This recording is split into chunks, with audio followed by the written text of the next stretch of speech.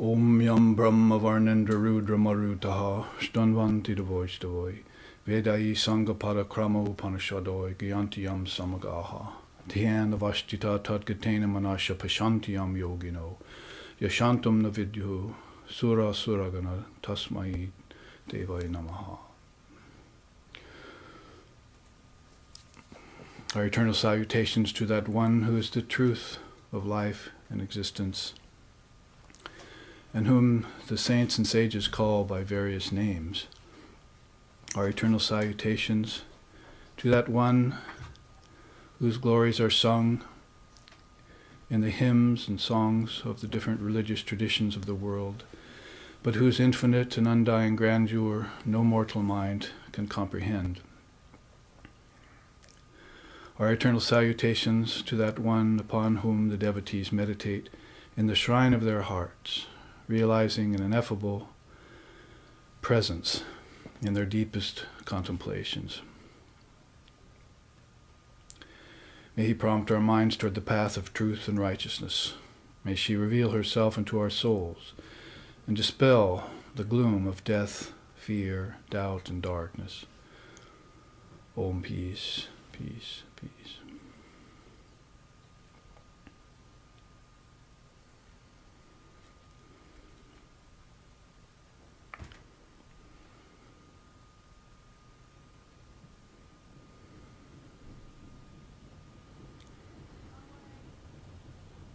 Om Shravanayapi Buhu Biryo Na Labhyaha Shinvatopi Bahavo Yamna Vidyuhu Ascharyo Gyata Kushalo Shalabdaha Ascharyo Vakta Kushalo Nushishtaha.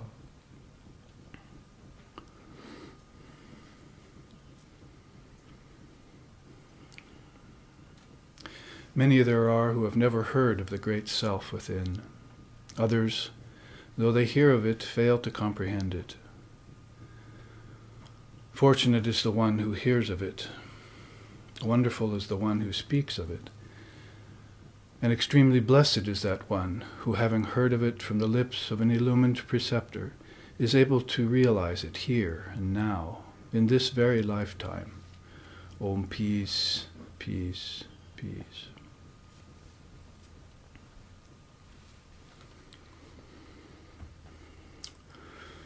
Om Sahana.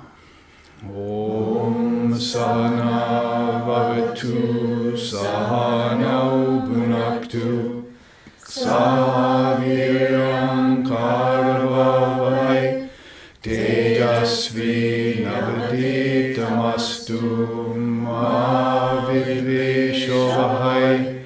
Om Shanti Shanti Shanti. May Brahman protect us, may Brahman sustain us, and may Brahman illumine our thinking consciousness. May we not find fault with each other, with the world, or with what we study, and may what we study be a source of inspiration to us eternally. Om peace, peace, peace. May peace be unto us, and may peace be unto all. Om Hari Om.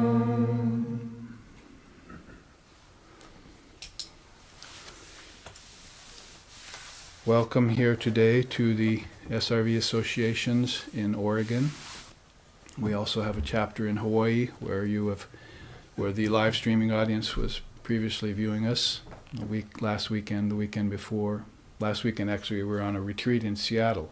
We actually live streamed one of those classes, the final class of that retreat, in which we were talking about the curtain of nescience, and we were talking about the disappearance of ignorance in our minds, and other salient topics which we also brooked and broached yesterday. And today we're going to continue on in that vein, but I thought before we did, we would, since we're going to enter into a discussion about ignorance, and yesterday I told you in no uncertain terms how the Vedanta feels about ignorance, sort of along the lines of resist not evil, that ignorance is very wispy and illusory. It only seeps into the cracks of our thinking consciousness and into our sleeping consciousness when we let ourselves fall off guard That is, if we can live a concentrated and fully focused lifetime, every second focused, never wandering at all, eyes never wavering away, ears always listening to the truth, posture straight, and we go through a regimen of some practices, some preliminary practices like you see here, then we are fit for the Brahman state. As Sri Krishna says in the Bhagavad Gita, we must make ourselves fit for the Brahman state. Brahman is supremely natural. Wisdom is also inherent in us. All knowledge lies within us, as the father of yoga has told us. So it's just a matter of becoming aware of it, bringing it forward, and letting ignorance go as a matter of course, almost natural, like a sunshine dissipates a fog bank. It's really, if you're in the fog bank, then you're imagining all sorts of things. And so if the mind is in the fog of ignorance, it imagines all sorts of impossible things and makes itself suffer. There's no God going to help you. There's no devil responsible for that. That's your own doing. So this mind is rather like a puppy that you have to house train, you see. Once you get it out of old habits and into the habit of concentration, then it's very natural yogic lifestyle, and you never know what suffering is, you never know what depression is, you never know what brooding is. And things like fear, doubt, and ignorance, or as we just chanted, may she dispel the gloom of death, fear, doubt, and darkness. Isn't it? Death, fear of death, doubt, and darkness, ignorance. So right there in one of the main quotes of our Upanishadic lore is the description and the solution for the curtain of nescience. So the mind can thin that out. It tends to get thick when the mind falls out of concentration and begins to contemplate only worldly things. And when it focuses back on reality, on divine reality, call it what you will, Brahman, Allah, Almighty Father, then that curtain of nescience starts to thin and you feel yourself in a very sattvic state. I'll give you some teachings later about sattva, rajas, and tamas. That is the mind's tendency to stay in balance, or its tendency to fall into restlessness, or its tendency to fall into sleepiness or slothfulness. Those are the three main modes of nature which the mind labors under. And all three have to be transcended. Yes, surprisingly enough, even balance has to be transcended, because balance gives rise to imbalance in cycles. So there's a state of mind beyond those three gunas, they're called in the teachings, very peculiar or particular to yoga, Vedanta, and the Indian darshanas, that teaching of the three gunas. So we'll look into that a little bit. So as we talk about the unnecessary presence of ignorance, the illusory presence of ignorance, its wispy nature, its transitory state, its emptiness, then before we enter into teachings on how to get rid of it, because if we start talking about it, the tendency is to make it real, you see. But the way we want to talk about it is under the auspices of, say, Ganesha, who's the tutelary deity for good fortune and for the destruction of obstacles. You know, we often usually sing that about Ganesha, right? Om Jaya Ganapati Ganesha Jaya Om Omkara Prabhu Sharanam Sharanam. Right? That's one of the famous hymns about Ganesha. So if we look into those verses, it says Vikya Vinashana. He's the destroyer, Vinashana, of Vikya, obstacles in our spiritual path. Basically, you say, well, isn't he going to destroy obstacles in my earthly path?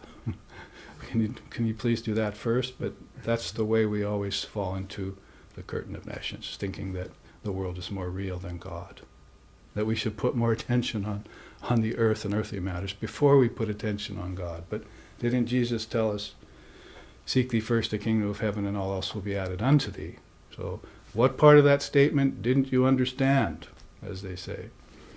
So we need to bring our attention first to the presence of deities, the presence of truth, the presence of wisdom, And then we won't even really have to exert much to get rid of this unsavory presence of Maya, or of ignorance in the mind. So it's a matter of right orientation. That's one of the Eightfold Path of the Buddha. Right orientation is one of those things that if you have first, then everything else, right livelihood, right action, right perspective, all of that comes into line naturally if you can start out on the right footing. So since we want to start out on the right footing today in discussing the illusory presence of ignorance so that we can identify it and disperse it, then let's look at this quick little practice here that you see. It's something that we've put together in SRV associations to let you know how an aspirant prepares him or herself for their practice each day. Yes, you don't just go and sit and meditate, or you don't just pick up a scripture, or you don't just run out and pick a flower and put it on the altar, or go down to puja without any of the articles ready.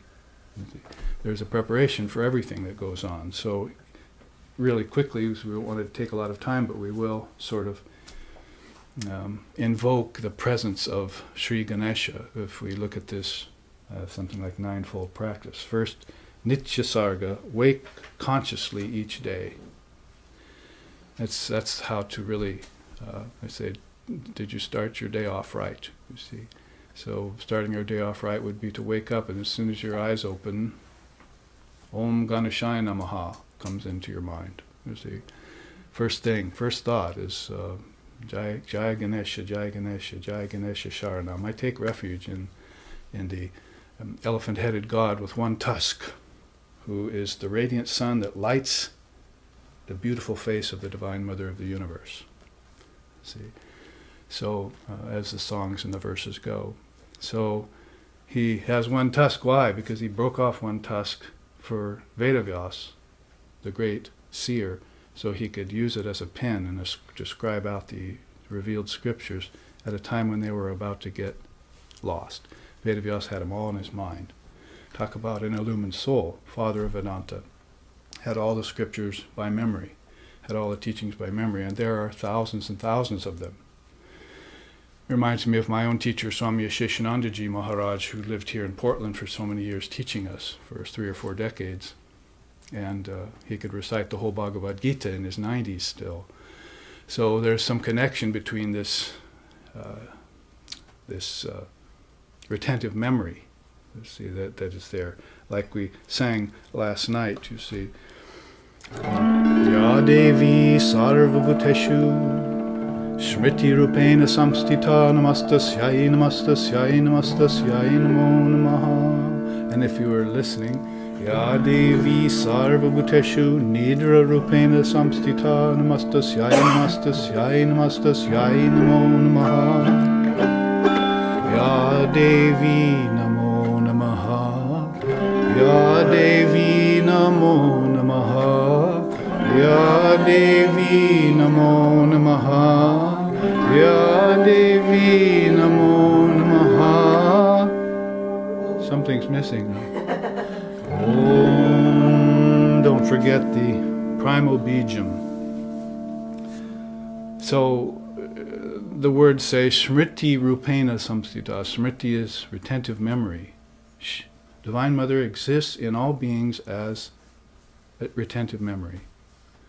Of what?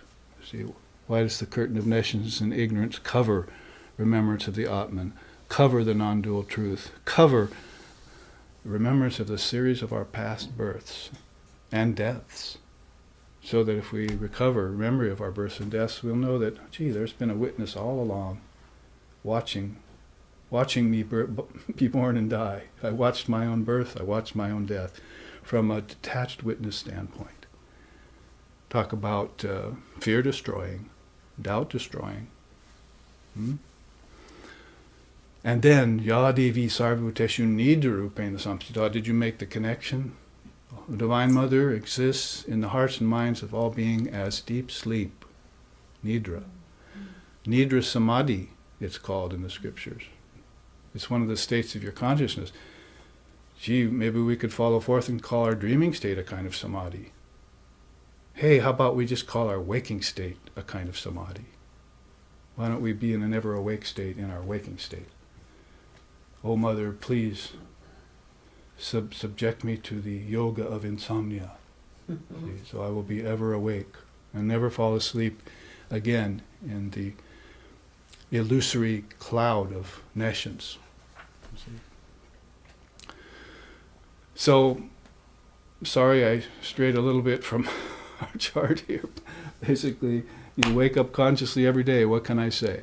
What's the teaching behind waking up consciously every day? That you wake up consciously every day. I can't really expand on it very much. Now, Nityasarga is followed by Sandhya, your purificatory bath and ritual. Okay, well, if you're living in Benares, or if you're living in India and you're near the Ganges, comes quite easy to do. You just, with the rest of the pilgrims, you just go there and everyone does it. That's one of their natural ways of being, is they consider the river holy, they consider water holy, they consider getting into water an ablution, a kind of daily ritual. And if you live in a society like this, you forget that. You just run it out of the tap, splash it on your face, and run to work. Water loses its sacred nature. You don't have that relationship with it anymore. Oh, I'm thirsty. You see, drink it. But to do everything consciously, isn't it going to demand that you also do your drinking and your swimming and your relationship with water in a conscious way? So why should you stop just with waking up consciously? See? Why not keep water as one of your sacred companions? Doesn't the father of yoga tell you to meditate on air, earth, fire, water, and ether? So if you meditated on water each day a little bit, a few minutes, so you would keep it in right perspective. So go and like in Hawaii, we think about, we don't have a sacred Ganga there, you see, so we call our sacred river the Ganga Pacifica. Because all around us is the ocean. We're surrounded on all sides for 2,600 miles in all directions with no land mass, except these little islands shining, these little jewel islands of essence. That's how the scriptures describe the realm of Divine Mother. Mani Dvipa. Shiva has his Kailas, Vishnu has his Vaikuntha, but Mani Dvipa is the jewel island of essence of Divine Mother and her most inmost loka, or inmost land. So have a sacred relationship with your elements. Keep your elements in a conscious state. They've come out of you, treat them like yourself. Pranams. Then go to the altar after you've washed yourself, and then bow to the altar like this young man did last night after puja. He did a full prostration, laid him flat out before the images of Ramakrishna, Sharda, and Vivekananda. It seems like there's no arrogance there, there's no doubt there. There's just full surrender to God. And what's wrong with that, I must ask you? Doesn't arrogance lead to war, pride, the tendency to want to dominate over others? Oh, when will man be friend to man? Who said that? Swami Vivekananda. Oh, when will man be friend to man? He's waiting for that to happen. Now, after prostrations at the altar, Dirgha Pranava, the long recitation of the primal sound, Om. You can never really articulate it with your mouth and tongue of the physical body. It's humming back inside of you eternally. No one strikes that sound. It remains unstruck, the Tantras say in a quote about it. It remains unstruck. Nobody strikes it. Nobody initiates it. It's always ringing. It's the hub of all projection, of all creation. Everything comes out of the Word. Jesus tried to tell that to the fishermen and to John and others too, and they couldn't quite understand it. So he had them go to Gethsemane and meditate, probably on that very word, you see, which we call Om in India, and which the Buddhists use as Om, and which the Sufis use as Om. All these various traditions honor that word. And remember, you can spell it O-M, but really if you want to get philosophically with all the triputis, you could spell it A-U-M, and then it begins to unwrap all its precious teachings. Waking, dreaming, deep sleep, Father, Mother, Guru, the three worlds, creation, preservation, destruction, all the triputis start to line up right underneath the A, U, and M. We have a chart on that we can study again. So just in the morning after you've done that, take one big breath. Then Om, let it out. And then after you run out of breath and the Om ends with M, which is the dissolution of everything, then just leave another silence before you breathe again. So not only is it an affirmation of the beginning that is within you. You see, the beginning is the Word, and the Word was with God, and the Word was God. It's the Word of God. But it's also a way of naturally breathing, isn't it? Slowing your breathing process, deepening your breathing process. Don't pant like a dog. Dogs are always restless mind. So basically breathe like a human, in and out. Even out your breath. Then prapati, when you're in that nice state of mind, then pray for fulfillment. You see, state to the Lord, who's now listening. You see, Sri Ramakrishna gave an interesting answer to that question people ask. I pray to God all the time, but he never answers it. So they asked the great Paramahamsa that in the 1800s. What was his answer? Finally, we got a really good answer to that question, why God doesn't answer the prayers of others. He says, because God is like the wish-fulfilling tree. He's always granting everything to everyone. The problem is people don't go near the tree when they pray, so the tree can't hear them. See? So what is going near the tree? It's meditation, isn't it? It's centering yourself, like you just did with these practices. You center yourself. You have some real reverence and some real consciousness around your practice. You're serious about it. And then when you feel that Om humming inside of you, you've acknowledged all levels of the practice and the preliminaries. You've qualified yourself with the requisites and the prerequisites. Then you ask your heart's desire. And then, at the right moment, you see, those things will be given. Ask and it shall be given unto thee. But you have to ask near to God. See? If you're far away, and God's a little hard of hearing because he's really old. You see? To go near and whispered in the ear, intimate.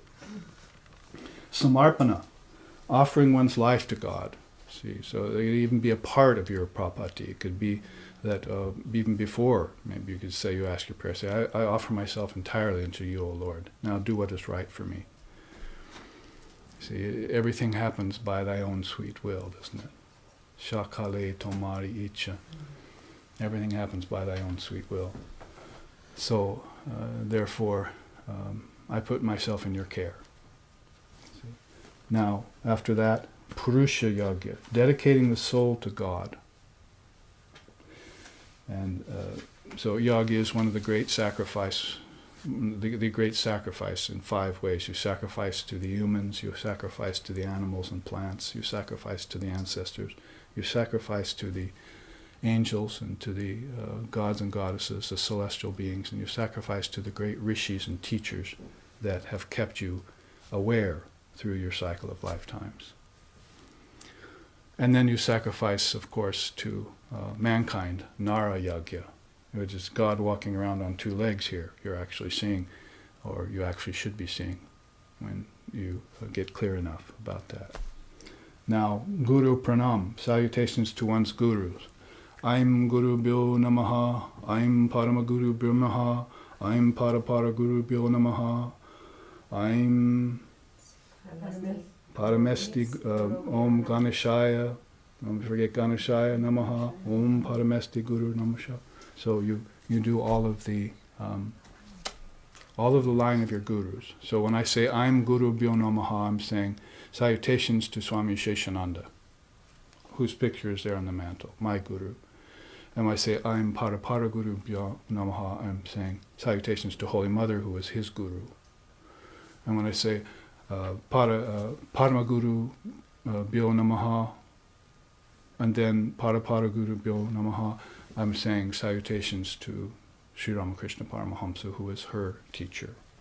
And then I'm saluting Ganesh to make it auspicious and effective, and Divine Mother, Om Paramesti, you see. And then Om Sarvadeva Devi Swarupaya Sri Sharda Ramakrishna Vivekanandaya Namaha, the Guru that is in my heart is the triple gem. So that is a kind of Guru Pranam that you can do. And you don't even have to move to do that. You could just do it all in your mind, envision it all in your mind. Finally, Utsaha Vrata, you must make a vow. This is very important when you enter into sadhana, because you're making a vow to infuse your sadhana with life. It's got to live. It can't be pedantic and plodding, can't become habitual, can't become conventional, which, by the way, is the problem with religion today in the West. And most of the world is it's become very conventional. We saw that before we were even grown up, that religion had become a once a week thing, affair on Sunday, and praying once a day over your food. So it had become very, very limited. It hadn't entered into our life and transformed us the way it should. And so in that way we look for a religion that's beyond conventional. Beyond morals and ethics is Dharma. Beyond Dharma is spirituality, or sadhana, yes. That's actually right, sadhana, and then spirituality. So you must transform Dharma, the teachings you hear, into realization by your practice, by your daily practice. Then you won't leave wisdom and realization in books and temples. You'll take them out of books and temples and you'll spread them broadcast the way Swami Vivekananda wanted you to do. Well, this final quote can end it for us. Rising each morning with the desire to engage in a creative process, taking one's bath, prostrating before the deities, chanting one long recitation of Om, praying for fulfillment of one's aspirations, offering life and soul to God, saluting the Guru and the Gurus of the Guru, and vowing to infuse daily sadhana with verve and vigor. This is the ninefold practice of a sincere aspirant prior to japa of the mantra and formless meditation. So all of this precedes your picking up of the beads and your doing of your mantra, you see. You're very centered then when you do your mantra. It's not like, oh, I think I'll rely on my mantra to get rid of my problems. See, the mantra should be calling the name of God, and God should come. See, it's that easy. The presence of God should be right there as soon as you say the name, isn't it? So yes, mantra can be a purificatory rite, but if you are a real sincere and in-the-know aspirant, you would know that this puts your mind right, and the mantra would be reserved for sacred things. And then what to speak of sacred things, then what's beyond sacred and profane could have happened to you. That is, your meditation on formless reality, which is an essential part of everything, because almost every problem in the curtain of nescience has to do with formlessness. Oh, I have fear about being formless. Oh, I have doubt about my formless nature. See, even here, I have fear. I have ignorance about my essence being formless, that I am Atman. I think maybe I am a material being living in a material world. See, so that conventional society, conventional upbringing, conventional religion kicks back on you, and you think, oh, maybe I am a sinner. But then great beings like Christ and Buddha and Ramakrishna come and tell you, libel of libel, it's the greatest sin to call another a sinner. That's the greatest sin, to think of yourself as a sinner. You should think of yourself as inherently perfect. Original perfection, innate perfection, inherent perfection. And that's the nature of the soul of man, the Atman they call it, or Buddha nature.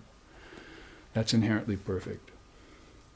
So this quick run through a ninefold practice reminds us that there are preliminaries that set us up for practice. Remember, the practice is actually very well set up in Indian darshanas, and we have only to take note and follow through.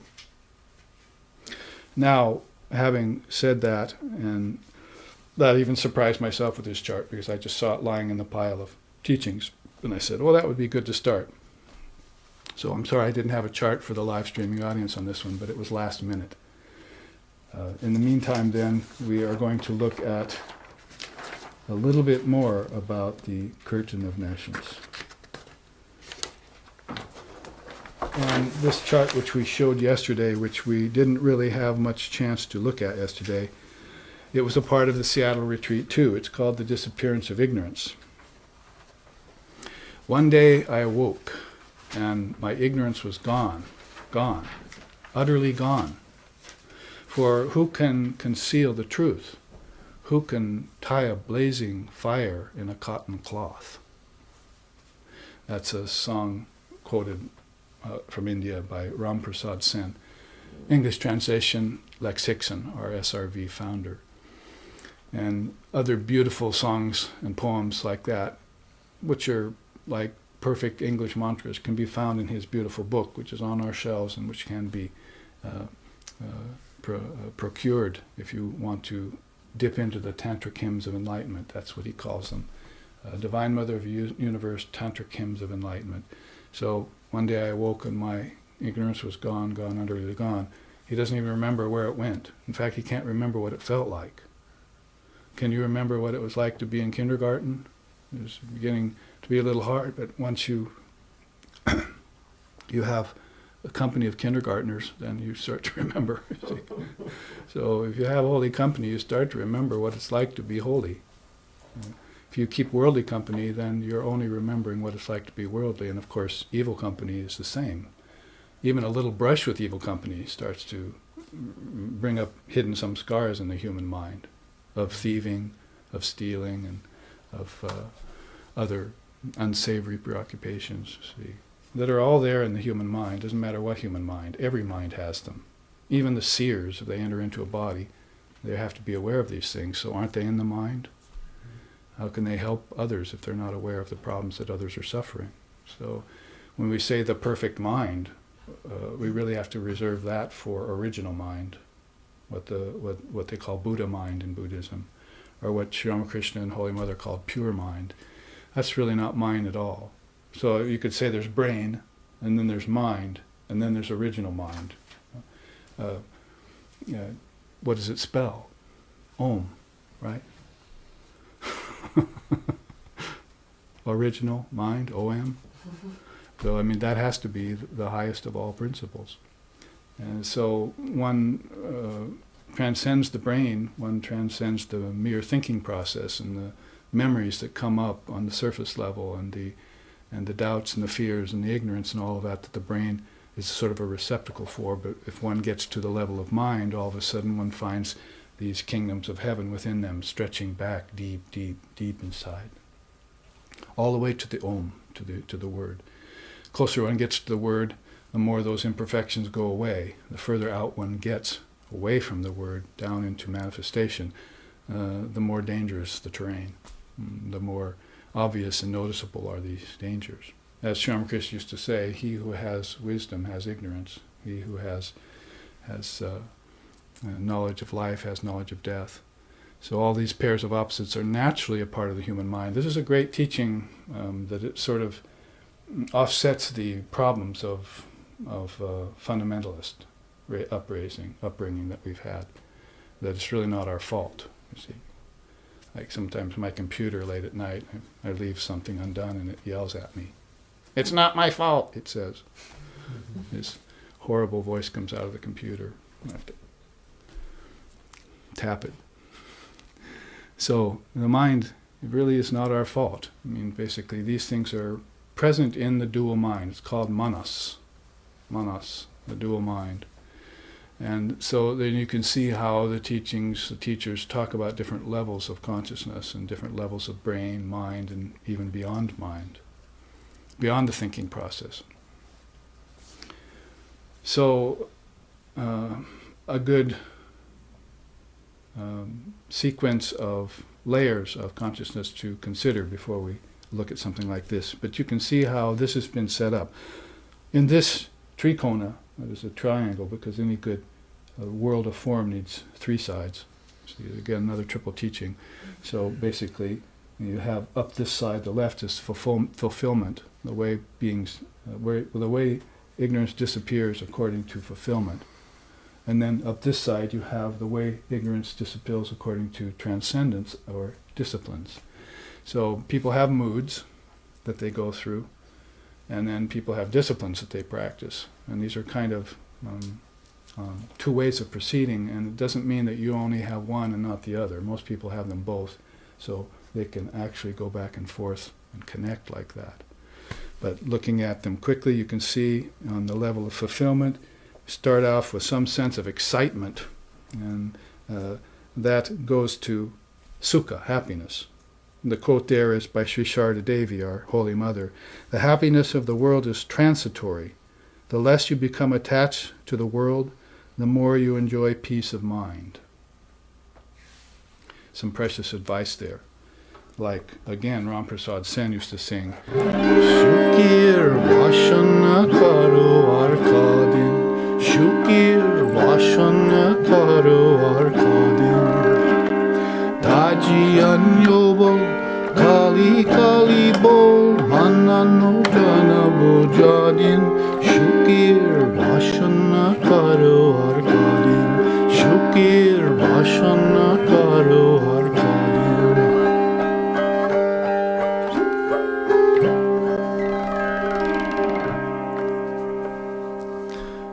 So he's saying, Shukir, it's like sukha, happiness, Vashana, it says desires.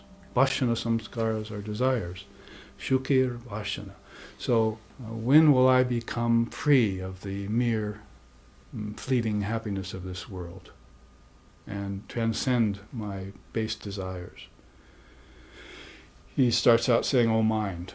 See? So he's speaking to his rascally mind, who is always attracted to petty things and attracted to desires. And it's a round of that kind of thing. And pretty soon the mind gets tired of that. It begins to become ashamed of itself. There's another song he sings with, "Oh mind, aren't you ashamed of yourself? You're really this big black bee, you see, but you're busy buzzing around the flowers in a tapestry." You've mistaken the flowers in the tapestry for the real thing, and you're bumping up against it, you see. So you're never really getting any fulfillment from the world. People think they're getting fulfillment from the world, but are they really? Or is it really that we have to go back to something that might not be here today? Yeah. I have to go back and teach you the meaning of objects. You see, that basically they are empty. Oops. And number two, they have come out of me.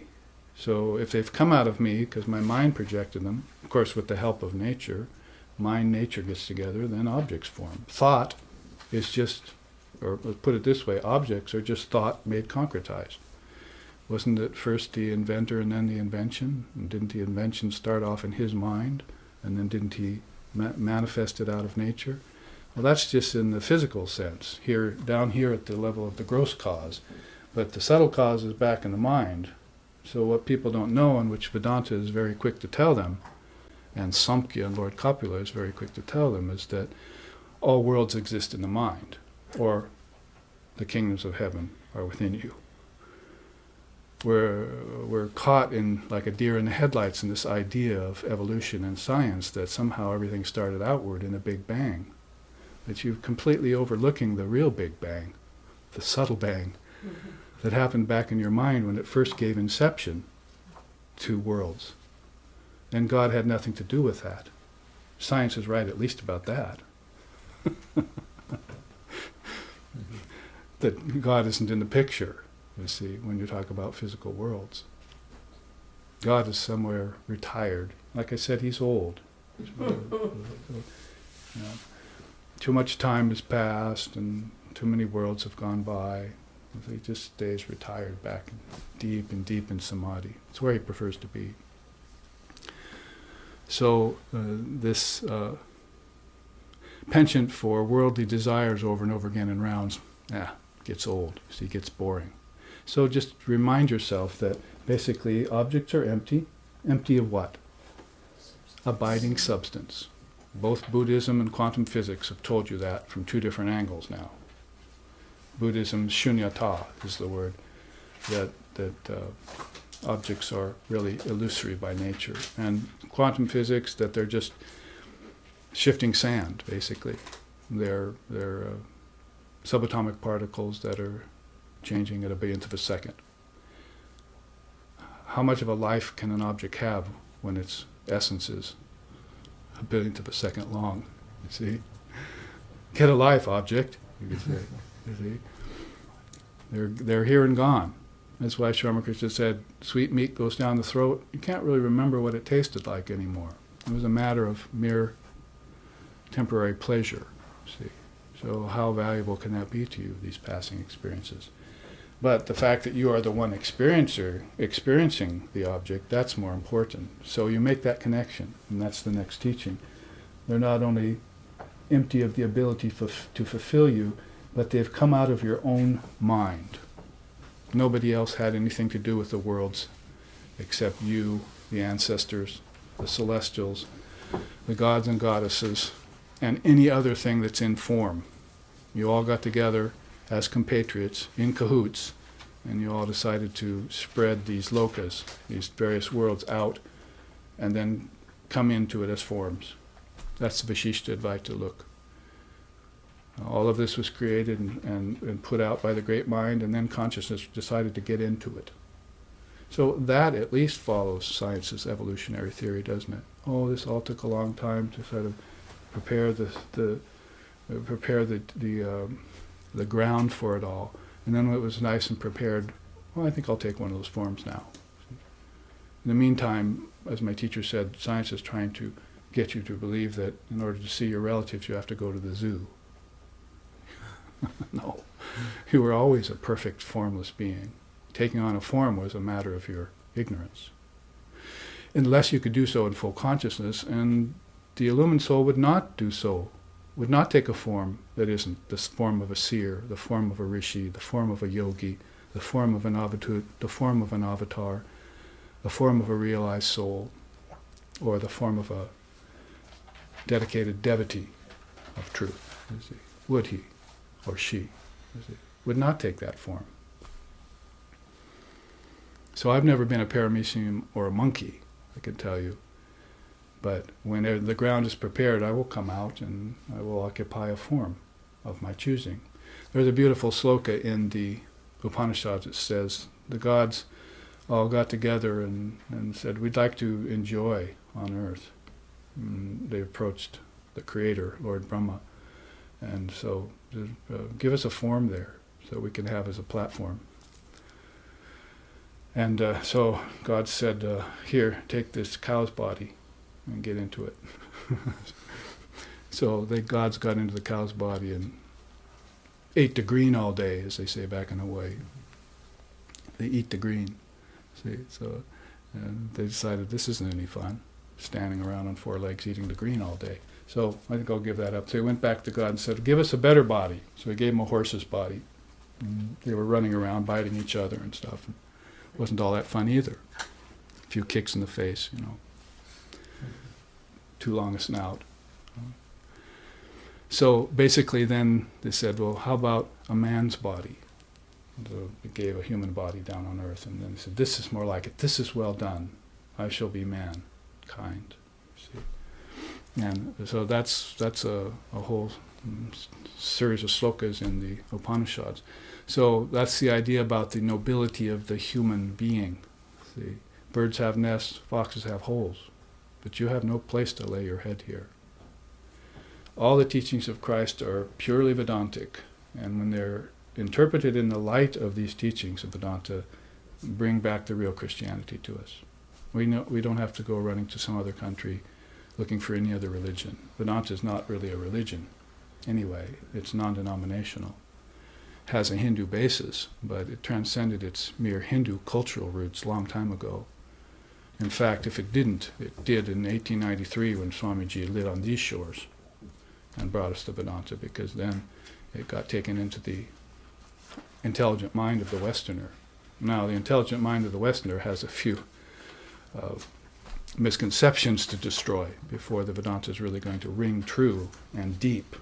You see, if we have a chance to bring it back before we find out whether America is just another flash in the pan of a few hundred years and then gone, like some other cultures we know of. Grant unto Caesar what is Caesar's. So if the Caesars come along and take over, then basically what is the Lord is going to disappear again, back into those deep depths that we just talked about. So a little teaching on the nature of objects. Objects have come out of your own mind. So if they've come out of your own mind and you've come out to enjoy them, and you find out that you lose them, don't worry. They're yours all the time. You can never lose them. Just wait a little while and they'll come back. Have a little patience. And if they come back and you try to enjoy them again and they disappear again, then hopefully you'll wake up. The fact that not only should I probably give up the desires for things that are already mine, but I probably should not project them in the first place.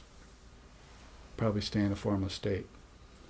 And you can actually stay in a formless state while you're in the body. That's called a Jivan Mukta or a Bodhisattva in Buddhism and Hinduism. That is, and also it's called being a yogi or a yogini. That is, you can move amongst the objects without getting attached to them.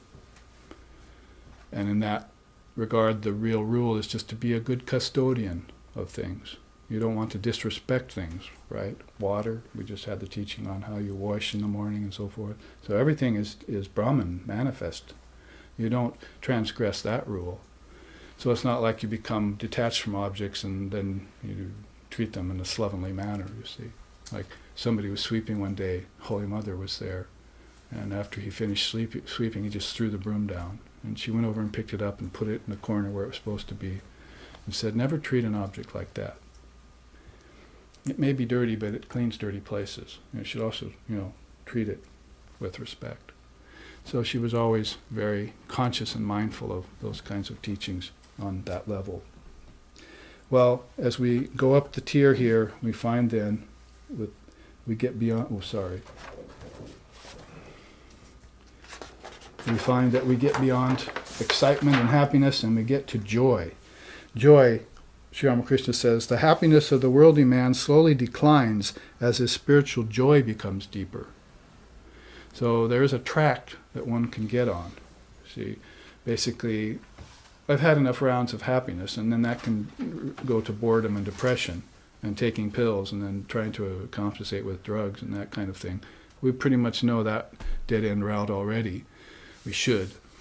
So then there is another track that goes upward with the upward moving prana, when you get a hold of the body and the mind and the breath. Then basically the upward moving prana starts to take your minds towards a higher joy, a kind of elation that happens to the human soul. You could say you could maybe tag it with that saying in the New Age nowadays, follow your bliss. You become kind of a bliss bunny and hop after it. But that's, again, something that's going to be replaced, isn't it? Because basically this joy or mudita leads to wisdom. Here Vivekananda says, we believe that every being is divine, every being is God. Every soul is a sun covered over by clouds of ignorance. The difference between soul and soul is only due to the difference in density of these layers of clouds. This sounds like our curtain of nations, right? Thickening and thinning. Thickening and thinning on the cosmic level, on the collective level, and on the individual level. If we can deal with the individual level of our own ignorance, thickening and thinning, and finally keep it thin, keep it light, weightless, then we can live a balanced lifetime, can live a dharmic lifestyle, and never be impeded or plagued by death, fear, doubt, darkness, birth, growth, disease, and decay, lust, anger, greed, envy, jealousy, pride, arrogance, pride of caste, pride of lineage, grief, shame. Need I go on? Those are your playmates in life if you don't keep this mind pure and this curtain of nations thin. See? So you can always see your true nature. It's called the 6 passions, the 8 fetters, the 5 kleshas, the 6 transformations. Shall I pull out charts and show you? Do we have to go through it?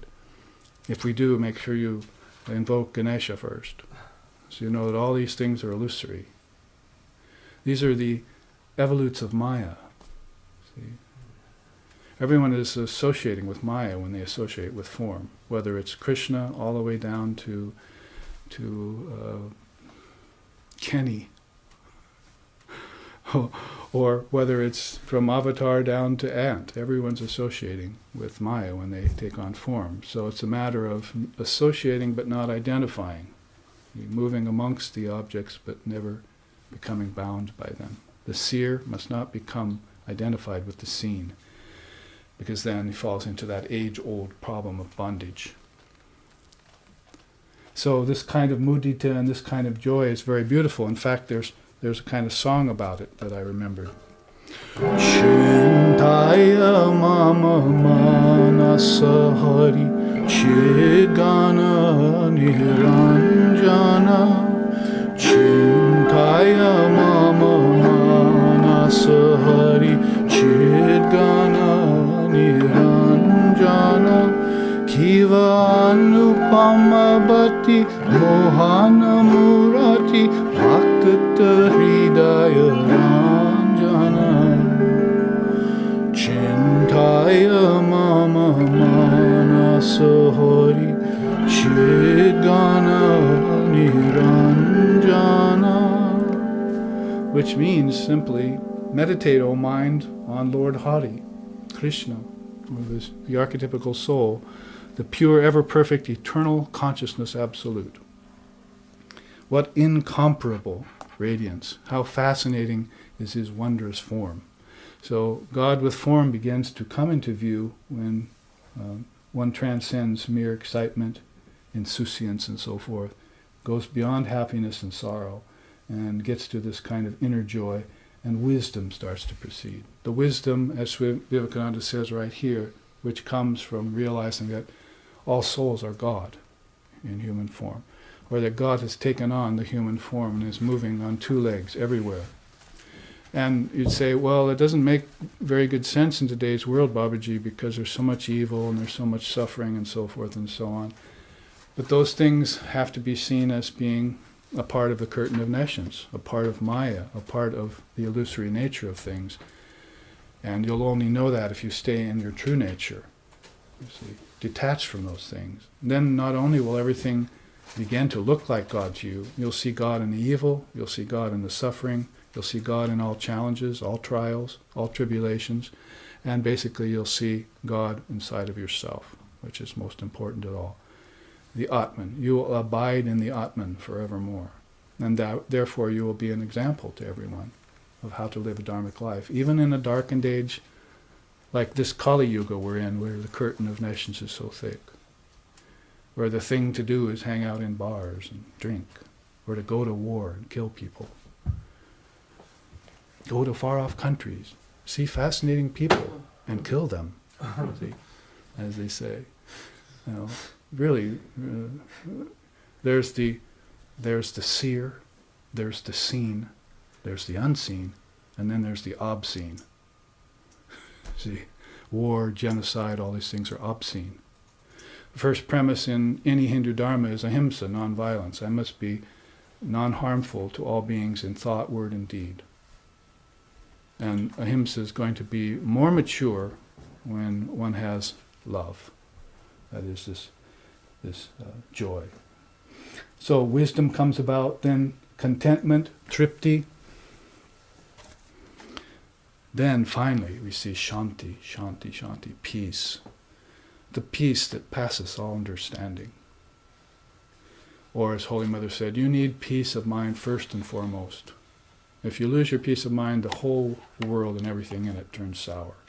You always should keep your peace of mind. Lose your job, lose money, lose home, lose family, lose everything else, but never lose peace of mind. Because you'll always be able to bounce back and get all those things over again, all those objects which are a part of your true nature, which come out in abundance all the time, if you keep your peace of mind. So you should never lose that. It should be your default zone. You see, the bar has been raised and it won't be lowered any lower than that from now on. So things like rooting will have to become a thing of the past. Now, beyond peace is equanimity, upeksha. Isn't it? Your favorite Sanskrit word. Yeah. And then beyond equanimity is bliss, where rolled the stream of knowledge, truth, and the bliss that follows both. Sing high that note. What is that note? Om, or Om Tat Sat Om, as Vivekananda said in his beautiful Song of the Sannyasin. Have you got it all memorized yet?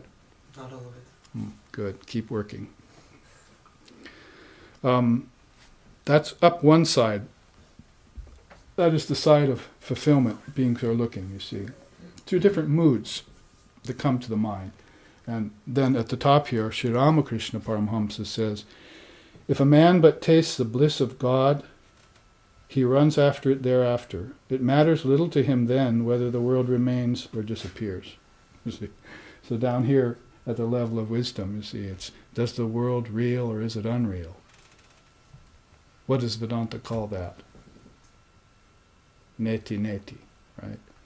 Not this, not this. At that level you're going, I'm not my body, I'm not my senses, I'm not my mind, and so forth. So you're trying to detach from these things which are always trying to call you in at the level of spiritual practice. It's a good practice. It's not a negative practice. Well, actually it is a negative practice. Not this means doing away with everything. But it eventually culminates in all this, doesn't it? Iti, iti. So from neti, neti, goes from iti to iti, iti. And you very rarely hear that teaching because you're not qualified yet. We're not qualified to go to iti, iti and say all this, you see. Are we qualified to see God in our enemy yet? So maybe Dalai Lama, might be. Maybe Dalai Lama will be because he's had to face off with the enemy, you see.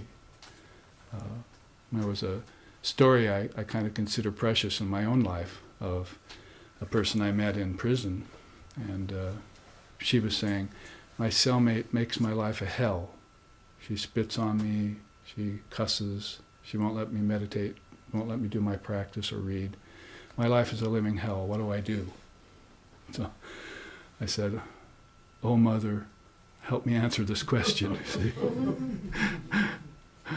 So she did. She said, I told this woman, meditate on Dalai Lama or Mahatma Gandhi, because their hell was increased many-fold beyond yours when they saw their whole country dying, people being killed, their homes being desecrated, and their treasures, spiritual treasures, being destroyed by the enemy, by the Caesars of the world.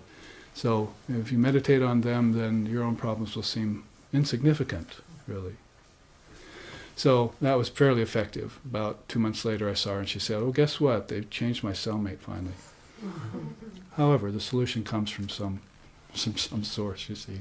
But if the mind has some way of getting out of its darkness, then, just digs a hole, right? Makes a hole in Maya, and it begins to open, and more light comes through. And then all solutions show up.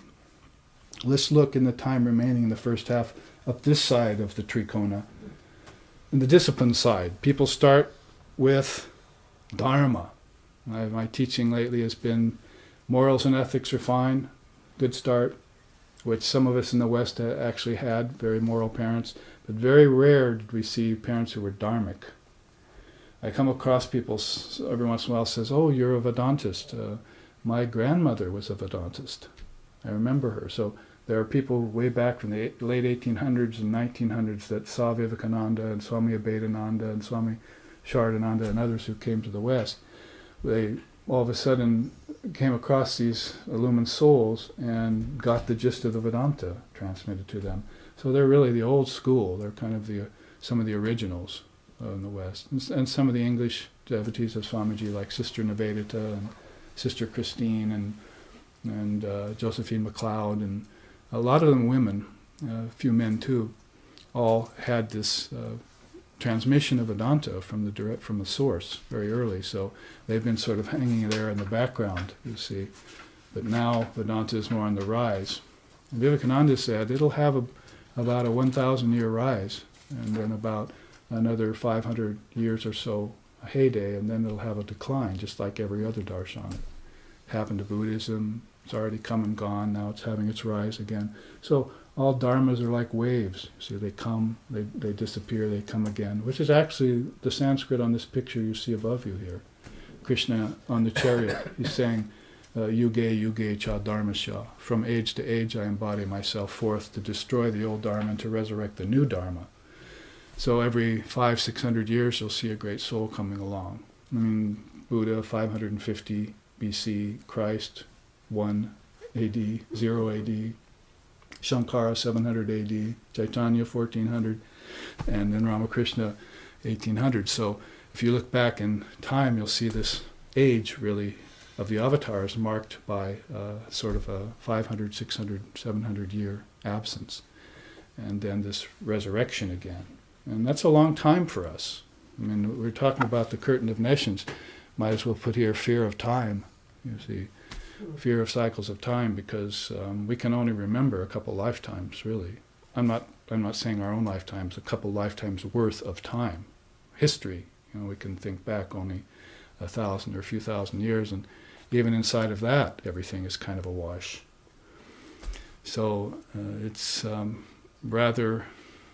unfortunate, but rather natural that the mind forgets everything that happened in the past.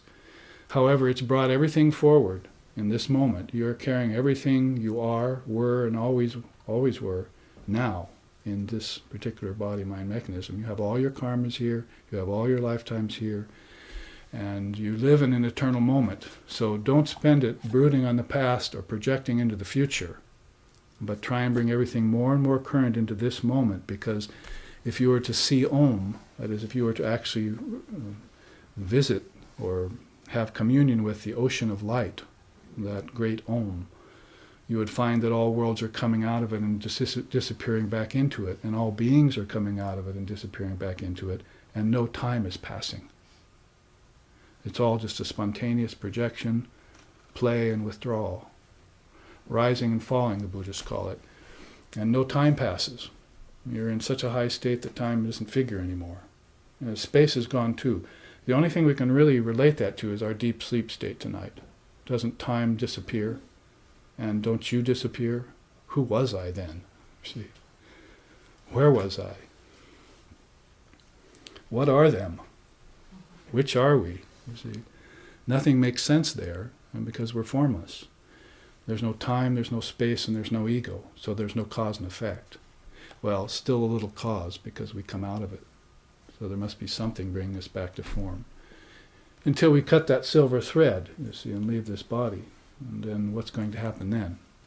So that long expanse of time, they talk about, well, I could sing songs about it, they are very preoccupied with it as a teaching. Desha, Kala, Nimitta. That is space, time, and causality. One of the great triputis or teachings. Look in the past 2 or 3 issues of Nectar of Non-Dual Truth, which is our magazine of the SRV associations. It comes out once a year, and you'll find I've written pretty complete articles on each of those, time, space, and causality, so that we can have a better view of how spiritual beings look at it, rather than just historians or biologists or geographers and so forth, how they look at it. So Dharma, very important, you see. Beyond morals is this dharmic life. Basically it means teachings, I think. And it's what's going to transition you over to wisdom after you get holy company. So you put yourself into the teachings and you learn the precepts, they say. It's another word they sometimes use in Buddhism. Take the precepts. Or you take the teachings, the Jnana Yoga teachings, and you roll them around in your mind for years to qualify yourself and to fortify yourself against that Maya, which is now fighting for its life in you. That's why people live a very happy life sometimes, because they're not resisting Maya. Oh, everything's all right. I'm all right, you're all right. Nonsense. Nothing's all right in Maya. It's just waiting to happen. Life is just error and suffering waiting to happen. Young people don't realize that. You have to live a while to realize that. So in that case, you need to fortify yourself up against the onslaught of these kleshas, these transformations that go on. 6 transformations: birth, growth, old age, decay, disease, and death. But here I am, birthless, deathless, old ageless, decayless, see, watching this process go on outside of me. So more of my consciousness must be reserved and placed in that knowledge of the immutable self, the unchanging, the reality, Brahman. And then when these things go by, they simply go by, and they're easy to bear. So you also want to fortify yourself for that final assault on the gate of truth, don't you? The third eye. You want to make a final pitch and assault on that with the armies of the Divine Mother. See, Ram calls the armies of disease, the march of the armies of disease. Okay, well, so let's leave their terrain behind and let's take on the armies of the Divine Mother, the saints, the seers, the saviors, the teachers, and let's make a final assault at enlightenment in this very life, not leave anything to chance. Destroy ignorance where it stands, simply especially since it doesn't really exist. You see how Maya works in a double helix, going different ways? See, illusion, evil, suffering is real. See, people think it's real. And then they try and resist it. But resist not evil is a teaching that was really never unwrapped very well by the Christians of the day. And so what about just watering the flowers and not the weeds? See, let's just not water the weeds anymore. And except for a few yogi weeds out there will persist a little bit long, see, then basically all your troubles will go away and you'll just have these abundance of good qualities growing in you. And then one day I awoke and my ignorance was gone, utterly gone. Where did it go to? I stopped believing in it. That's where it went to. It didn't ever exist in the first place. And you can do the same with suffering and death and evil. See? Resist not evil is a very powerful teaching if you look at it from the standpoint of ahimsa. So you're going to go from dharmic teachings, which you're getting right now, for instance, into holy company, which you're also getting right now. We're in great holy company here with just images alone. And the living image is something very important, but the actual images of beings who have lived is no less important, just because it's a picture with a frame. But it's a whole lifetime, you're saying there, and there are words attached to it. Rama Krishna, Sri Rama Krishna. What's in that word? Well, let's see, Mother Kali, who he worshipped, 16 direct disciples, the Holy Mother, Swami Vivekananda's work, his coming to the West, his establishing of the Vedanta societies, the Vedanta Society, Swami's teaching me and others, myself establishing SRV. Oh, guess what? Here you are. And that's what's in a word. The word Ramakrishna holds all his samadhis too. All the various spiritual experiences he had, and all the devotees, not just the monastics, but the devotees, the extended family of Ramakrishna are all there. Just right there in that one picture and that one word. So never forget that when you're doing worship, when you're meditating, or when you're taking the teachings. How great is holy company, and how much of it you have in this lifetime. It's in abundance all around you. Take advantage of it. It's very rare in the world. Usually you find conventional company, family ties, karmas, and those things are ties that bind. Lead you back to the world of the ancestors, or have you looking after some heaven which is as equally illusory as this world. What you want is something beyond all worlds, beyond name and form. You want your own self back. It's been robbed. There's a thievery been going on here. There's a ruse. There's a wool been pulled over my eyes. And guess who pulled it? Thine only is the hand that holds the rope that drags thee on. So cease lament, let go thy hold. Have you memorized that verse yet? So basically you're blaming God and devil for this and that, you see, but your own hand is holding the rope that's around your own neck, and it's pulling you here and there outside of the periphery of your vision. So cease lament and let go thy hold, and be free. That's your true nature. You probably shouldn't go around singing "Born free as a man." So you can figure out the chords for that real quick. Born free. Not even going to try. It's not singing truth. No one's ever born free. I mean, the truth of the matter is that you're never born. So even if you say the word "born free," you're starting off on the wrong foot. Birthless, deathless soul is what you are. Now just come to realize that. And then from scriptural study comes next. Svadhyaya, like memorizing beautiful slokas and so forth. And reciting them and contemplating them in your mind, rolling them over and over in your mind. Shatta gunam vidyan mananan mananad api. Just hear the truth, contemplate it, and then realize it. That's your path, and that's your responsibility. That's your feat that you have to accomplish. So you contemplate on it. See, now these quotes along the way. Whenever I contemplate the teachings of the Dharma, I cannot help but share them with others. The Tibetan seer Milarepa said that. Whenever I contemplate the teachings of the Dharma, I just feel naturally like sharing them with others. They're just so beautiful, the teachings of the Dharma. Lord Vashishta says, the non-dual scriptures point the way to moksha. Moksha means liberation. And that most elevated condition that is the very atmosphere of divine reality, called holy company. So this quote applies to both these, holy company and scriptural study. Very beautiful. Don't forget to contemplate them, manana. Sri Sharda Devi says here, perhaps one practices japa and austerity in this life.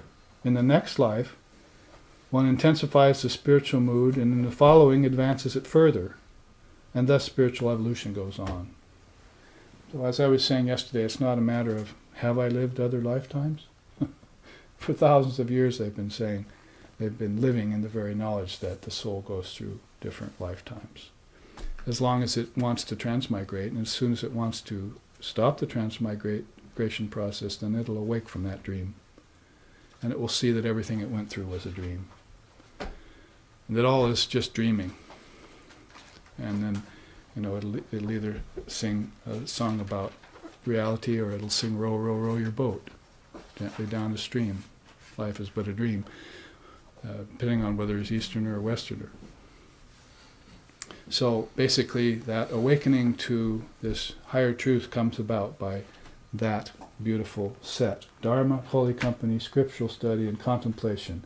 Now, if you really want to quicken your evolution that Holy Mother just talked about, try some austerity. Tapas.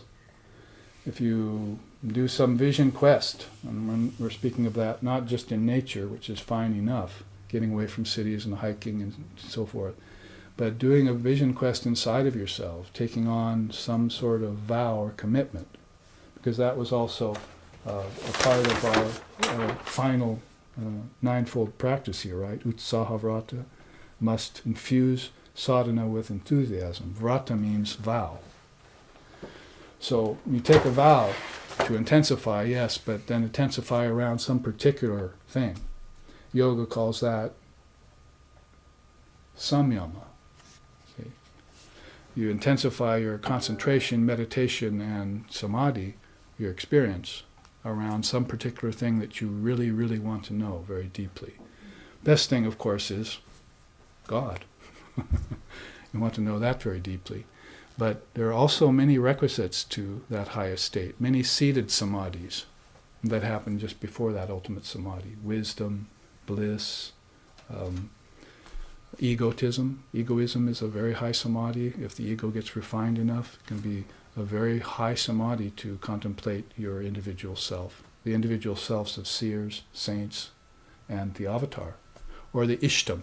You're meditating on your chosen ideal, like Buddha or Christ or Ramakrishna inside. That's a kind of ego samadhi. Sasmita, they call it. It's meditation with ripe ego. And that will eventually lead you to a way out of form, because that's the last form you'll see. When Sri Ram is standing there giving you the Abhaya Mudra, be fearless and I will give you everything, you see. So two famous mudras. So you'll see Om written on his palm there. Really what that signifies is, this is the last form you will see, O devotee, before you go into the formless, into the Word. You'll pass beyond my form and you will dissolve yourself into the formless reality through the Word. Because you get to the Father through the Son. It's through the avatar or through the Word that the avatar represents. I just said there's what's in the word of Ramakrishna, right? Do I have to say any more? Everything is there. And Om Ram, or Om Ramakrishna, says it all. The Son and the Word. Now, so austerity, Swami Vivekananda puts here, the secret of religion lies not in theories, but in practice. This is all I have to preach. Doctrines have been expanded enough. Doctrines have been expounded enough. There are books by the millions. For an ounce of practice. So books and temples vain thy search. Thine only is the hand that holds the rope that drags thee on, as we just said. So therefore, what you want is practice. Even an ounce of practice is going to take you much, much further than just reading a host of books or attending a bunch of temples on pilgrimage. You must do the practice that all of these things signify. You're making connections. You're connecting dots everywhere. You're the great Sherlock Holmes of the spiritual world. You're the sleuth, and you're going about. Be the sleuth, not the sloth. and find your way through this morass of Maya, through this curtain of nations, and know the truth, and the truth will set you free. Set you free. Now, after, along with austerity, where did it go? Along with austerity, then, of course, will become self-effort or sadhana. Really, here's the real qualifying thing. You start with morals, you go to dharma, and you do some study and some austerity, and finally you have sadhana. Out of the wheel of Maya onto the wheel of morals, out of the wheel of morals onto the wheel of dharma, out of the wheel of dharma onto the wheel of sadhana.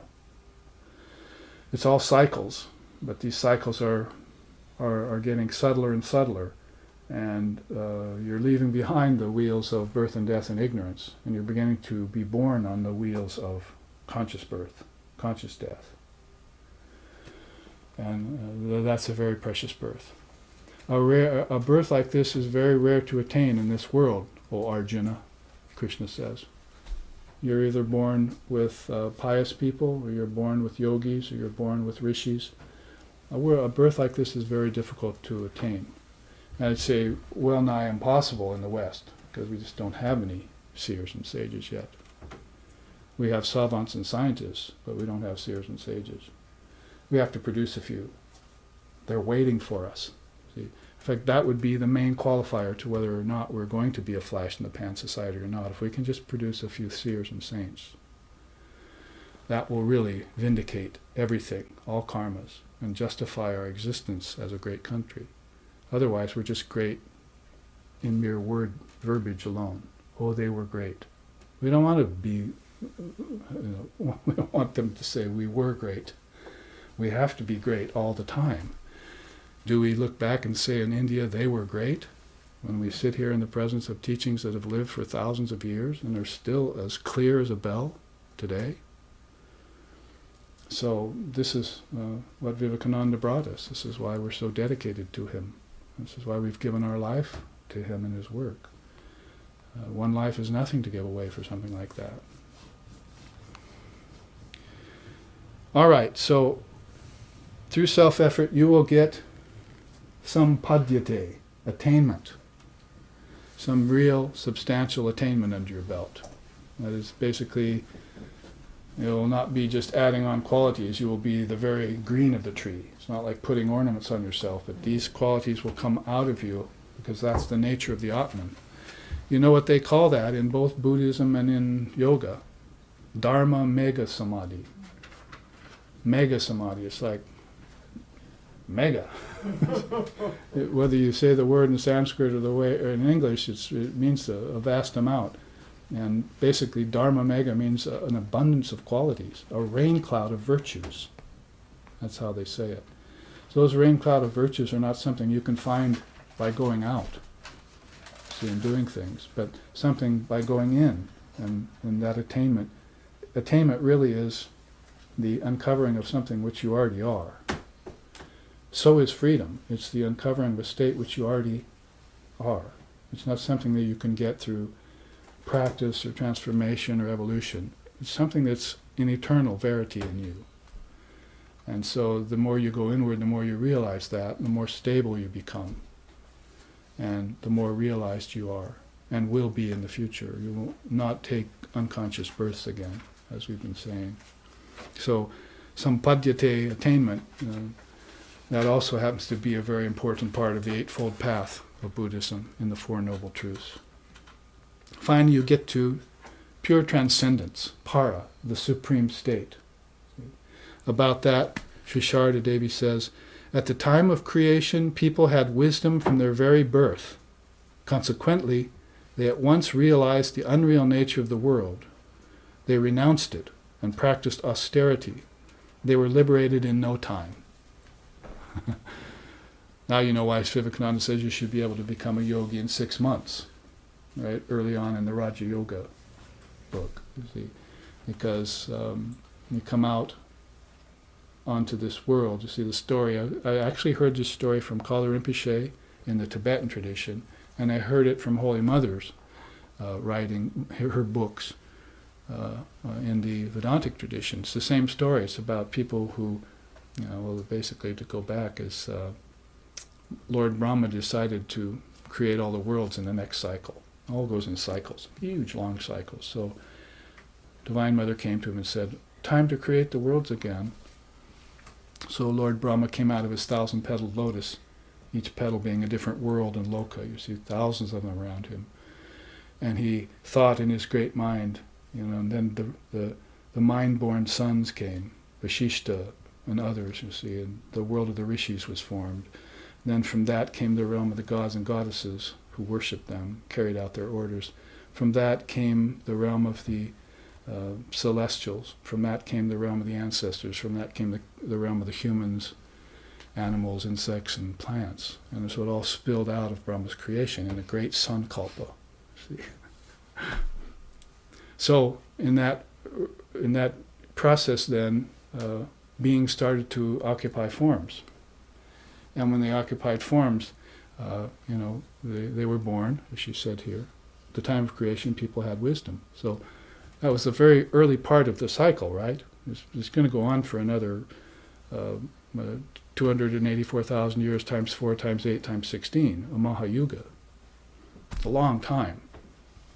4,320,000,000 year evolutionary cycle of science has nothing on the theory of time in Vedanta. So in this, people began to be born, and they took on bodies like us, and they said, what's this world? This is all suffering and pain. This is illusion. I'm going to give up the body. So they dropped dead on the spot. So Lord Brahma saw this happening, and his whole creation was about to fall apart. So he went back to the Divine Mother, and he said, well, guess what? My powers of creation, I must be getting old. Ancient. It's not working anymore. And so Divine Mother said, shucks, I forgot to give you Maya. So here, take the seed of Maya and plant that in your next creation. People will love it. They'll keep the body. They'll live for lifetimes, enjoying nothing. Enjoying the emptiness of things, you see. And so Brahma did what he was said, and there you have what you see today. People running around chasing nothing, basically, and thinking they're happy, and then suffering sadness, and then being happy again, and then being sad again. And a moment passes, then another moment passes, then another moment passes, and then another moment just passed. See? It goes on in cycles. It never stops. It never ends. It's called samsara, or Maya, the queen of all four-letter words. So, transcending that, and remember, when we say transcending it, we don't mean that you have to leave form. It means that you abandon the apparent reality of form. You abandon the apparent reality of the world. What you're actually doing is you're erasing the line of demarcation between God, soul, and nature. And you're seeing it, you're rendering it all into one state now. The only distinction you will have to make while you're in form is that the difference between the sentient and the insentient. I am the sentient soul. All forms and names are the insentient nature. The insentient nature that I can see all around me, and the insentient nature that I can't see, the seen and the unseen, because out of the deep sleep state and the curtain of nescience, everything is held back there in abeyance. Everything. That's why there's no birth and there's no death, because when your baby comes forward into form, it's coming out of the deep sleep state, coming out of the curtain of nescience. And when your grandfather dies, he's going back into the curtain of nescience. We've mistakenly called it birth and death. It should just be appearance and disappearance. And it should be explained that the appearance is non-actual and the disappearance is also non-actual. Do waves quit being the ocean when they rise and fall? See, one wave came up and said, "I am the ocean," and all the other waves laughed at it. So it went down into a hollow. That's called depression, because it got laughed at. The next time it came up, it said, "I am water." And all the waves started to laugh and then had a realization. That's right, we're all water. We can't be the ocean, but we are all water. And actually, we're not the waves, because we've been going through too many births and deaths in ignorance forever without realizing that we're either the ocean or water. So I am Brahman, you see. I am Atma Brahma, or Atma, you see. I am Atma Brahma, I am the Atman, I am Brahman. Those are the two things we never realize. We always say, I am the world, or I am the senses, or I am the body, or I am the objects. We become the objects when we meditate on the objects, like science has done. Pretty much become vibrating particles.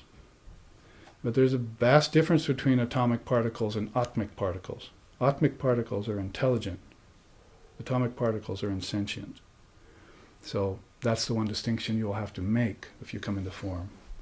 The real and the unreal, Vedanta says. Brahman Satya Jagad Mithya is the first teaching you hear in Vedanta, and it causes pain to the Westerner. I've seen it happen so many times. The translation is, Brahman is real, the world is unreal. The minute they hear that, they say, oh, the world is unreal? Darn! But why aren't they saying, oh, Brahman is real? Great! See? What part of that statement didn't you understand? The minute you heard that God was real, doesn't all doubt go away, all fear go away, all ignorance go away? And if those are gone, do you need to brood on anything anymore? So, always make that distinction. It's called Viveka, which is why Swami named himself after that and came to the West. When he was in India, he was calling himself Satchidananda, the bliss of pure knowledge, pure existence, and pure bliss. That when he came here, he changed it. Oh, I'm going amongst the Westerners. They need to know the difference between God and spirit, nature and spirit, God and mankind, creature and creator. They need to know the distinction between that so they can quit mixing it up and have a pure mind. So with that pure mind, let's take our break. And we'll come back in 10 or 15 minutes. Thank you.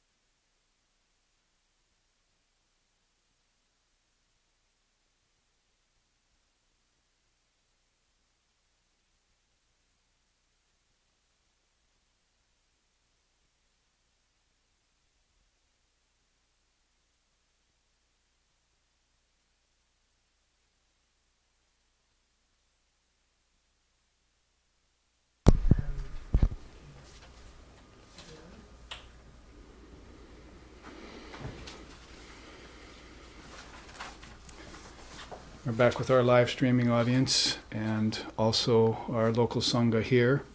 So we're spreading the teachings around the world in a way that Swami Vivekananda would have wanted, although the interesting question whether he would have foreseen such a thing as live streaming and being able to reach all points in the eternal moment. Isn't it sort of like what philosophy's always been telling us, that everything exists in an eternal moment? Now we actually have mechanisms via our technology that we can all be in the same place at the same moment. So no matter how you approach it, through Maya or through sadhana, spiritual practices, or through the highest realization, it all amounts to the same thing. The truth is absolute and all-abiding. It's eternal, sanatana. So we might as well then admit to that and begin to become adherents of it. And once, as the teachings of the first half of our class showed us, once we have learned to abide in that all-pervasive eternal truth, then we can become fit exponents for it, for spreading it around. As Sri Ram Chandra said in the Adhyatma Ramayana, that this truth is eternal, and one must learn to abide in it at all times and then share the teachings. It's called the 9 limbs of Bhakti. We have the 8 limbs of Patanjali Yoga, and we have the others, the Eightfold Path and so forth, but there's also a 9-limbed path of Bhakti according to Sri Ram, which is listed nicely in the Adhyatma Ramayana, one of the non-dual scriptures of India, of which we have here on our shelves.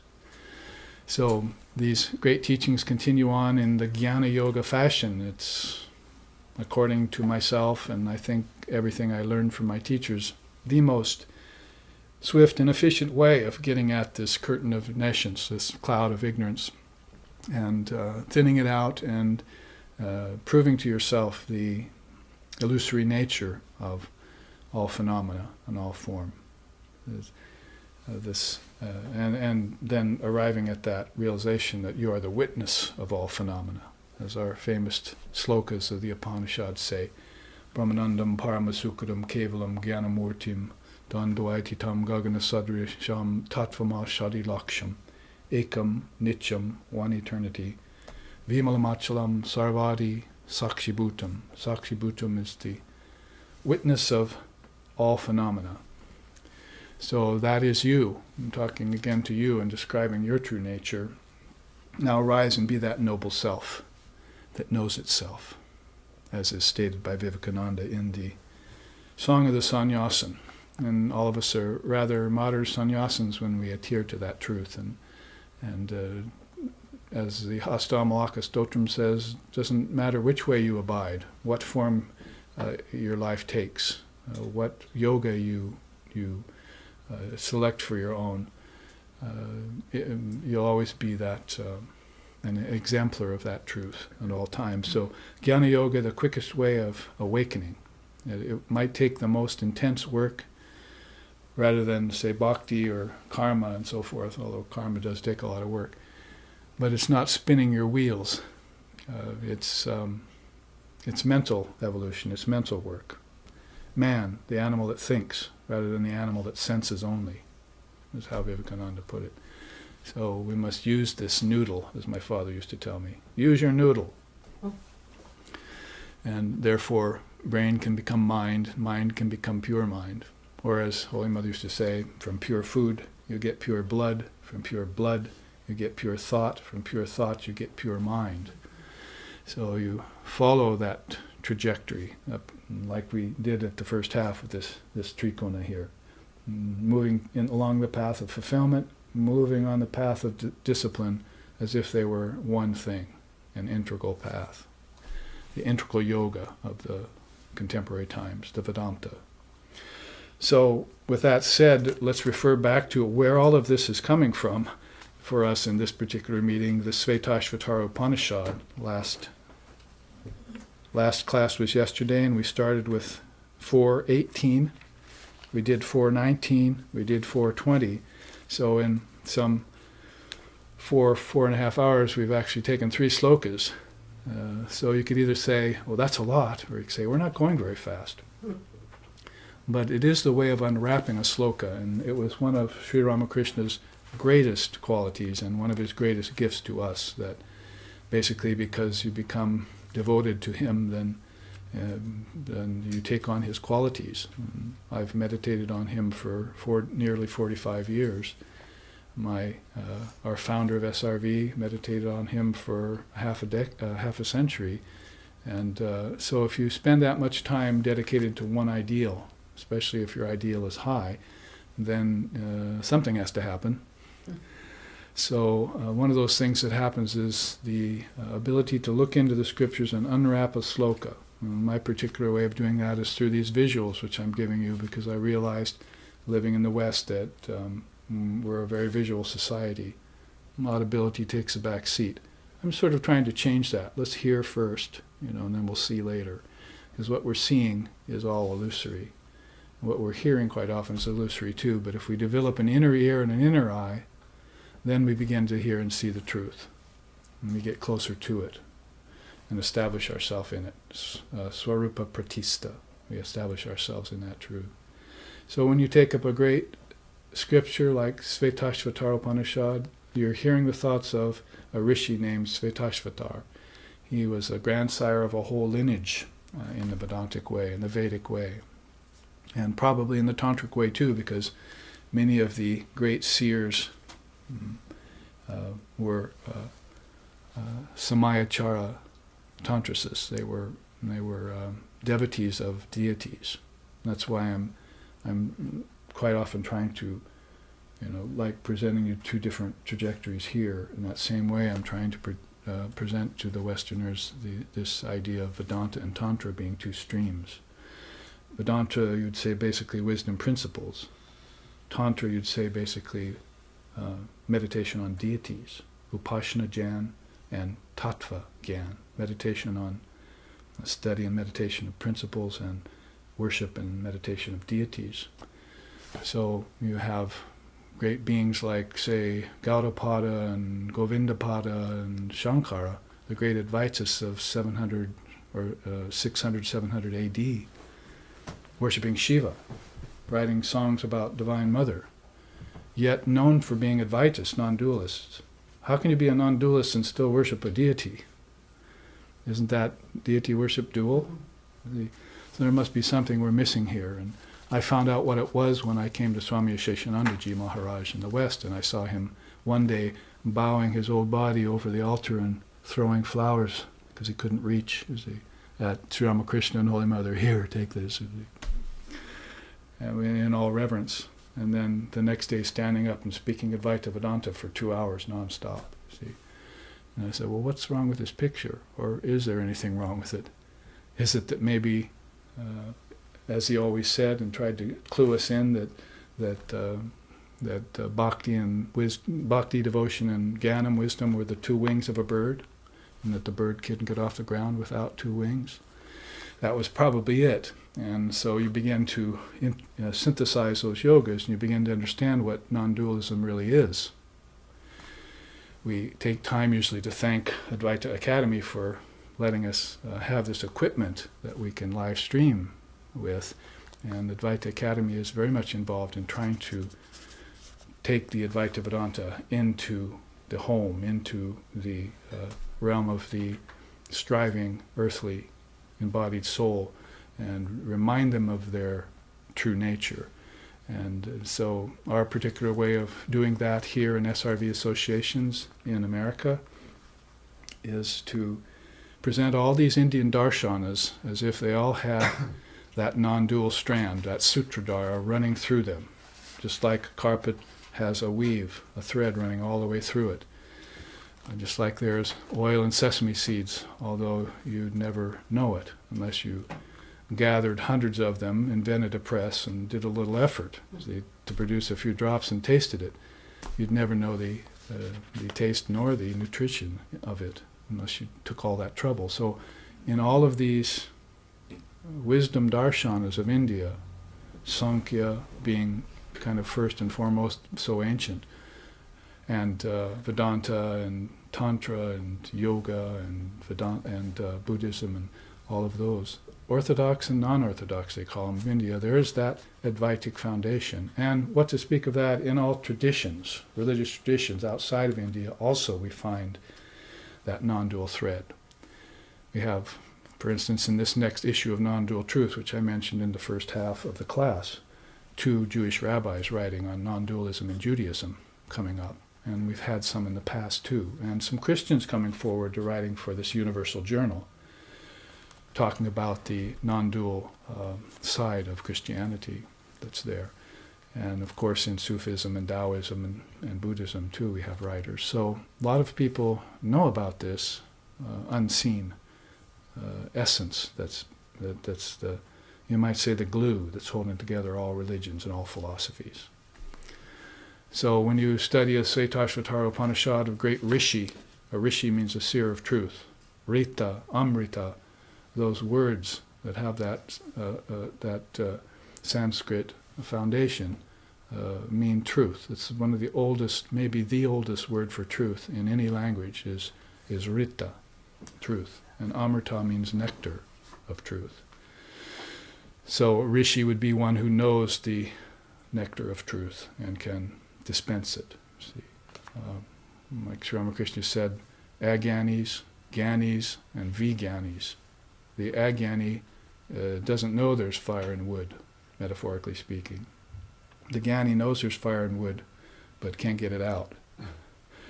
The Vijnani knows there's fire and wood, knows how to strike the fire, cook the food, and serve you. So can extract the nectar from truth and make it broadcast, bring it out. So that was our Sri Ramakrishna Paramahamsa and our Swami Vivekananda. And the Divine Mother whom they worshipped. You see, there again you have it. Holy Mother said, Ramakrishna was a non-dualist, essentially. That makes all of you non-dualists. So don't have any doubt about where your home is. The birds have nests, foxes have holes. That's out there in the realm of dualism, in the realm of variety, Vaititra. But you have this, you are, stable. See, like Lord Shiva. That mudra means you're stable in the truth. And you're unmoving. You'll never vacillate from it. And so that's the Advaita. And the Advaita of contemporary times is going to acknowledge that in all religions and all paths. And Sri Ramakrishna is the exemplar of that in this present age. 4 or 5 million people have recognized it now and are proclaiming him, the Kali avatar, the avatar of this age. Whatever the case may be, because we don't want to get into avatar wars. Star Wars have been there, and bar wars are always going on, but avatar wars we want to stay away from. There are as many avatars in existence as there are grapes on a vine, Sri Krishna says at one point. So some of them are veiled and some of them are visible. This one is definitely very visible to us and has reached out through so many ways and means to distribute this truth of non-duality to the world. He has awakened the sleeping Divine Mother Kali from the cremation grounds of India and is busy spreading broadcast the Amrita, the nectar of truth, to all beings. Paramaguru Sri Ramakrishna, Loho Pranam Namaskar, we say in our song. Matri Bhakta, devotee of the Divine Mother, Yuga Avatar, the great being of this age. In just a few short 200 years or so, hundreds of songs have been written about them, some of which I'm just sharing with you a little at a time here in these classes. So trace it all the way right back to the avatars and to the rishis, the Shvetashvatara Rishi in this case, and he has been telling us in no uncertain terms since yesterday that that formless form, does not stand within the range of the senses. You have to perceive it through the faculty of intuition as being seated in your own heart. And you cannot grasp it across, above, or in the middle. There is none equal to that one whose name is great glory. And When ignorance is dispelled, there is neither day nor night, nor being nor non-being. There is only one auspicious being who is imperishable and worthy of being adored, even by the Creator God. As if the Creator gods, Brahma, Vishnu, and Shiva, are looking up to that great non-dual being, imperishable being. That's why we chant the peace chants, you see. Sham no mitraha, sham varunaha, sham no bhavat varyama, sham no indra brihaspati, sham no vishnu rurakramaha, namo brahmane. Very beautifully put. Salutations to Indra, the god of gods, salutation to Varuna, the god of the wind, salutations, might as well say, to the ancestors, to the angels, the celestials, to all of mankind, and to the Trinity. And they say, salutations to Brahma, Vishnu, and Shiva, God with form. Now where do we go? Salutations to the formless Brahman. Thou art what is real, what is true, and what is beneficial. Namo Brahmane. See? So even in one little peace chant, you see the whole spectrum of Hindu cosmology, philosophy that it signifies, and the truth that lies behind it in a most comprehensive system. Full, rich, satisfying, fulfilling. All you need is a little bit of discipline, and it will be yours. That is, it will return to your possession, in case you might have lost it somewhere along the way, or lost pieces of it that you need, put back together to make it cohesive and clear. So let's take a new set of slokas in the remaining time of this second half of the Sunday class, and I might as well take time here to say, next weekend please join us, live stream, everyone, Saturday and Sunday at these very times that you joined us on this weekend, because we will be presenting more of the Shvetashvatara Upanishad and more great charts and teachings that go with it in that tradition of Jnana Yoga. Now, as we move to this next sloka, we are talking about Shvetashvatara Upanishad, chapter 4, sloka 21, if you're following in the texts. I see some of you are. In which he says, some, being afraid, approach thee, thinking that thou art the unborn. O Rudra, deign to protect me from that, with that benevolent face of thine. See, deign to protect me with that benevolent face of thine. So, it reminds me we could show something like this in this case. Something visually stunning. See, there's the four-faced Shiva looking in four directions.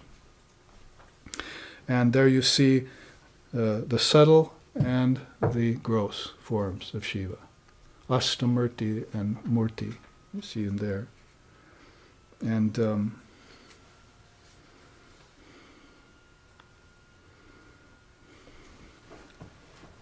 this can be gone through very quickly.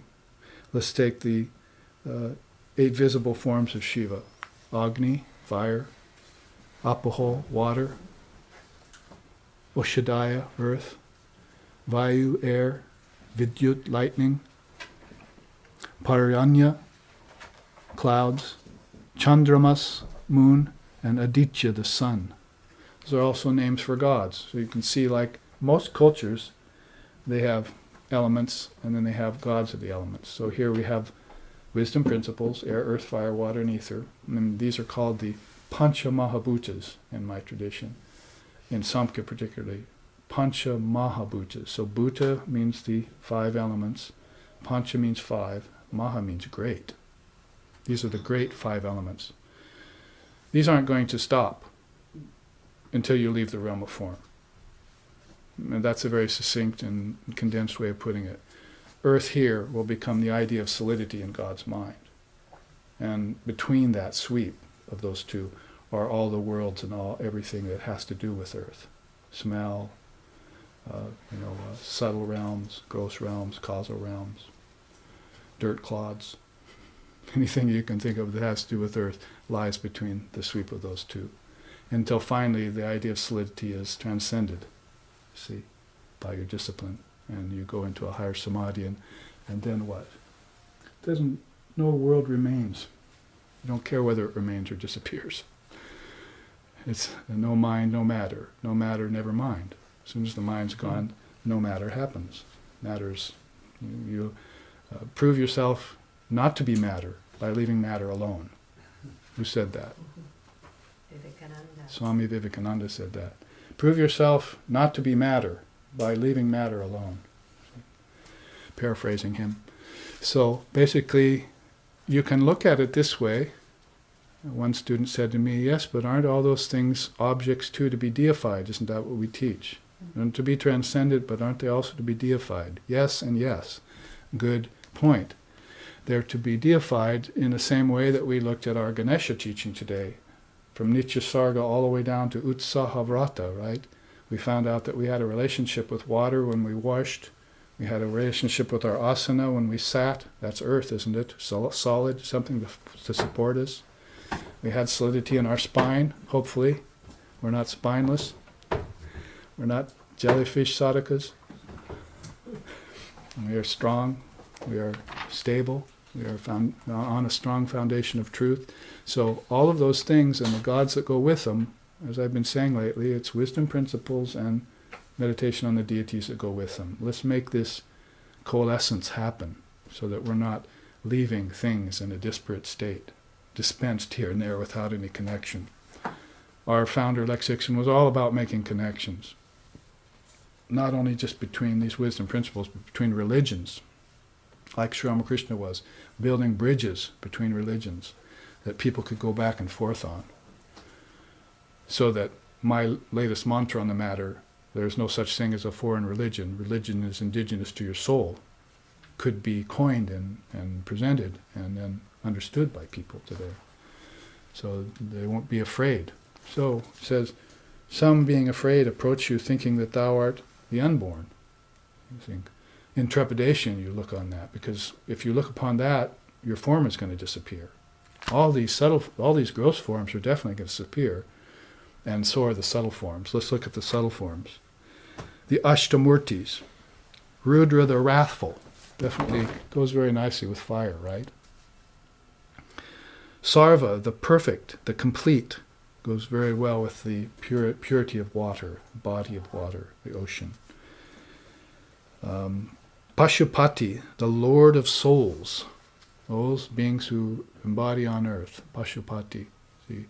And in the excavations right now in Harapadaro, the caves that they're excavating right now in India along the Indus River, some of the oldest artifacts that we've found yet are little images of Pashupati. That's Shiva. It's a name for Shiva. Saying that they were probably a Shiva Shakti worshipper along in Tantrasis in the ancient part of India. Tantra could be older than the Vedas. It's something that people are speculating about now. Before this, the whole thing began to get systematized. So there were worshippers of Shiva, the male principle, and Shakti, the female principle. And sometimes one was predominant over the others, and sometimes they were seen as a divine couple. And if you see them as a divine couple, then you're following the path of the Avataravada, because as one song sings here, that Swami Vivekananda is talking about, behold, Sita's beloved has come again. He who once roared out the message of the Gita on the battle of Kurukshetra with a voice like a lion's roar. That's one of the songs, Nada Deva Deva Jaya Jaya Nada Deva. Remember that? You sing that. I think to call it to your memory, isn't it?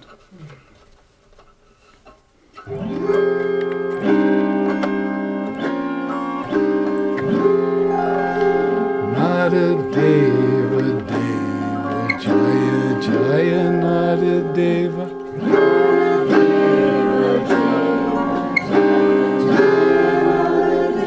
Yes, so basically Nara Deva, man, Nara as God, Deva. We salute them, you see. Jaya Jaya, victory to man as God, appearing here in the form of two legs. There are many, many great beings, there are many small beings in which I manifest myself, Krishna says, to Uddhava in the Uddhava Gita. I have my 100-legged form, centipedes, 1,000-legged form, multipedes and so forth. I have my 4-legged forms. But the best of all forms that I inhabit is my 2-legged form. Guess who that is? Present company included, as they say.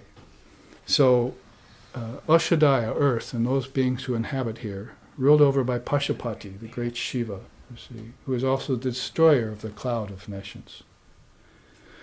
Now we have Ugra, the all-powerful, and we have Ashani, the thunderbolt. Then we have Bhava, existence. We have Mahadeva, the great Lord, and we have Ishana, the sovereign Lord. Then you see that I mixed into this teaching of this chart these two forms, Nataraj and Atmarama. That becomes more clear when we read Sri Ramakrishna's quote at the bottom. Here it is. In the case of Shiva, he has everything. Kartika, Ganesha, Lakshmi, and Parvati. Still, he experiences two states. The first, he is transfixed in the great yoga. At that time, he is Atmarama, satisfied in the self. Next, he descends from samadhi, assumes an ego, and dances about, chanting Ram, Ram, Ram. In that form, and he's Nataraj doing the dance, you see. The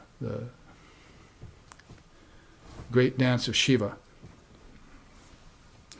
So a quick study, these 8 visible and subtle forms of Shiva and the 2 states that Shiva goes in. When Sri Ramakrishna said he had everything, look, he had Kartikeya, his son, he had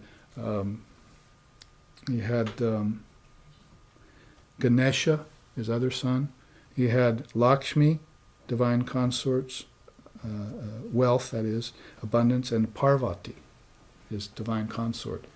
So Shiva assumes 2 forms means that the great Shiva likes the mountaintop, the Kailash, up in the snows, will meditate, completely stripped of all form, in immovable self, the Atmaram.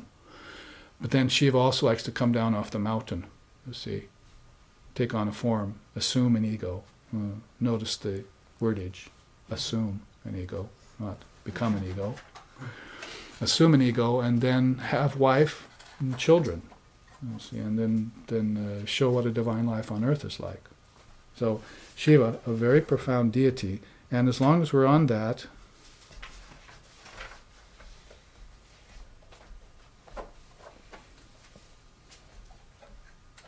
stuck. Let's look at this teaching on Shiva while we're here. This happens to be Shiva's 2 Shaktis. Now remember, this is all coming out of Sloka 21. Some being afraid approach thee, thinking thou art the unborn. See, O Rudra, that's Shiva in its terrible form, deign to protect me with that benevolent face of thine. So the 5 gross forms and the 5 subtle forms are sort of rather the inner form of Shiva, peaceful, quiet, serene, meditating, and the outer form of Shiva is Rudra, just like Kali, right? Because you need a destructive god to come here to this earth to destroy ignorance. Otherwise, people are going to get attached to it. You need someone to say, oh, guess what? Birds have nests and foxes have holes, but you don't belong here. Just thought I'd tell you that to clarify matters, in case you forgot. Look at the Caesars and what they're coveting. It would be very fun to walk up to the Caesars and say, but all these things that you own, they're just vibrating at a billionth of a second. You've built your castles on shifting sands of time and space. Time isn't the only thing that shifts. Space shifts too. You might have noticed. Each planet in the sky might as well be a grain of sand on a big beach, just shifting around all the time. Where's the stability? Even suns only live for a certain amount of time. See, even suns, fire, Rudra. So when Rudra comes as the wrathful being, then he's going to destroy everything that's not real and true. for his votaries. For those who do not accept him, he will leave matters alone, you see. But in the end, they too will have to bow to the all-destructive Shiva, won't they? It's called pralaya. Pralaya happens in 80 years to your body. Pralaya happens in a series of lifetimes at the end of cycles. Pralaya happens in a mahapralaya over a huge amount of time when everything is drawn back into the curtain of nations. Everything is drawn back into a deep sleep state. Everything is drawn back into unmanifested prakriti for an indeterminate period of time. A bardo of timelessness. Rather a contradiction in terms, I'm afraid. But it just came to my head.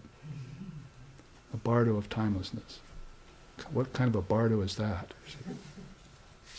Only Shiva knows. And Kali. So, injure me not in respect of children, grandchildren, and life, nor in respect of my cows and my horses. In old times, you see, I mean, we have our automobiles and our houses, but wealth in those times was measured by cows and horses. Do not destroy my heroes either, in thine anger, O Rudra. We invoke thee always with offerings. End of chapter 4. So the great Rishi ends with this rather salutations to Shiva, and also a prayer for protection.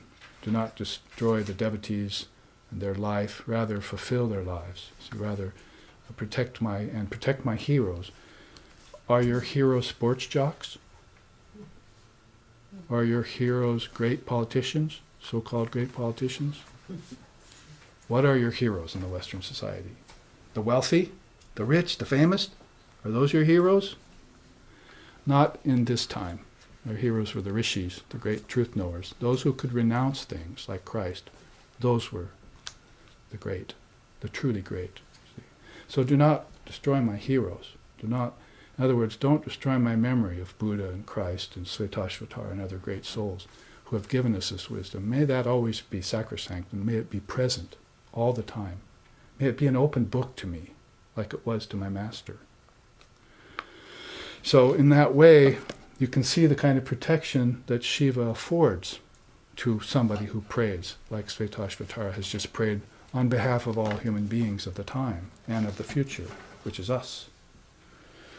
For instance, there's these 4 great works he's always doing. Jnanapada, maintaining philosophical systems. Yogapada, encouraging spiritual disciplines.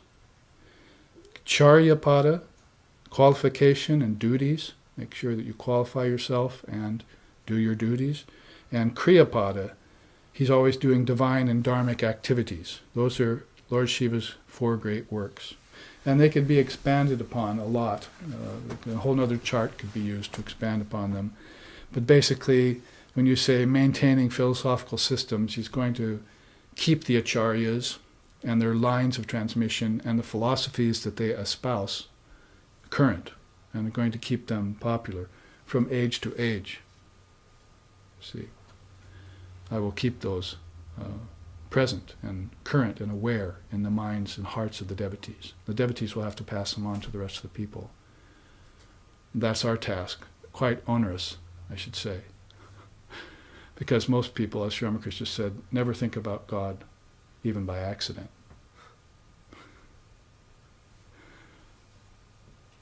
So it's a difficult task to try and keep these teachings in people's minds when they won't accept them.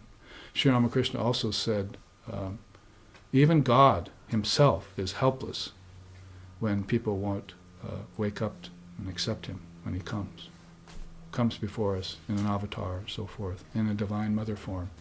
They won't accept. See? Like the famous violinist, the story, they put on a cap and a t-shirt and went down to a train station in a big city and started playing the best music on the violin you could ever hear. And everyone in the train station just walked by. They wouldn't even accept it for free. But then found out he was one of the most famous violinists of the time, and he was playing a concert that was sold out the next day, and you had to pay like $200 or $300 or $400 to get in to hear him. So what's missing in that picture that people didn't recognize for free, what they're going to have to pay buku bucks for tomorrow? Qualification. That's one of his works, Charyapada. He wants to show you how to be qualified so you can recognize truth when it comes before you. You can recognize the great soul when he or she appears. And if a Ramakrishna and Sharada, or a Rama and a Sita, or a Krishna and a Radha come before you, and you're oblivious, then God is helpless. You're more powerful than God is. Sri Ramakrishna used to say, Avidya Shakti is more powerful than Vidya Shakti. The power of ignorance is more powerful than the power of knowledge. And he would only have said that with his reverence for truth by coming to a place like this, to a world like this, where people are so oblivious. They're so pathetic, so pitiful, that they won't waken up to the bliss of their own being and the truth as it is presented to them, and the great sacrifices that the Shivas and Shaktis of the world undertake and undergo to keep this current. The only ignorance-destroying nectar in existence. Nothing else will destroy your ignorance. Action won't destroy your ignorance. Bhakti, unless it's very intense, does not destroy your ignorance. That's a quote from Narada in the Bhakti Sutras. Yes, devotion can destroy your karma, but it has to be very intense, very sincere. Will meditation destroy your ignorance? It also has to be very deep to do that. But knowledge will destroy your ignorance. The God of love said that. In the Gita, the song Celestial, Shri Krishna, Nahi Gyanena Sadrishyam Pavitrami Havidyate. Read my lips. In all the worlds, there is no destroyer of ignorance like knowledge. It is the great purifier. So, when Shiva, the god of wisdom, comes to destroy the ignorance, let's recognize him. And let's bend all efforts to take in what is given us at that moment in time, which is a very precious moment in time. We must learn to be awake, wide-eyed,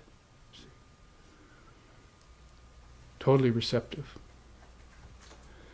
So these four great works he does deserve some attention in your notes. Now let's go and finish the chart here, the remaining half hour. He also has two parigraha shaktis. Adventitious shaktis, they're called in the Tantras. That's called Maya Shakti and Bindu Shakti. A quote here, the two powers of Shiva cause and oversee all the worlds and forms in time and space, and constitute the materials of the universe. So Bindu Shakti and Maya Shakti are very... Sometimes you hear the teaching given in terms of four Shaktis, right? Jnana Shakti, that is the power of wisdom. Icha Shakti, the power of will. Kriya Shakti, the power of action, which is very much like this, divine and dharmic activities in the face of all beings so that they know how to act. And Dravya Shakti. Dravya Shakti is the one who produces substances. She would be there at the hub of creation, having her five elements, the five great elements, ready to produce and mingle them, you see, into objects and worlds and so forth. Through consciousness, through the projection of consciousness, and through her great will. That's why we sing. Shakale tomari icha, icha mai taratumi, tomar karma, tumi karma, loke bale kariyami. Pancha bara kara kari, panchure longa ogiri, kare doma brahma pada, kare kara arugami.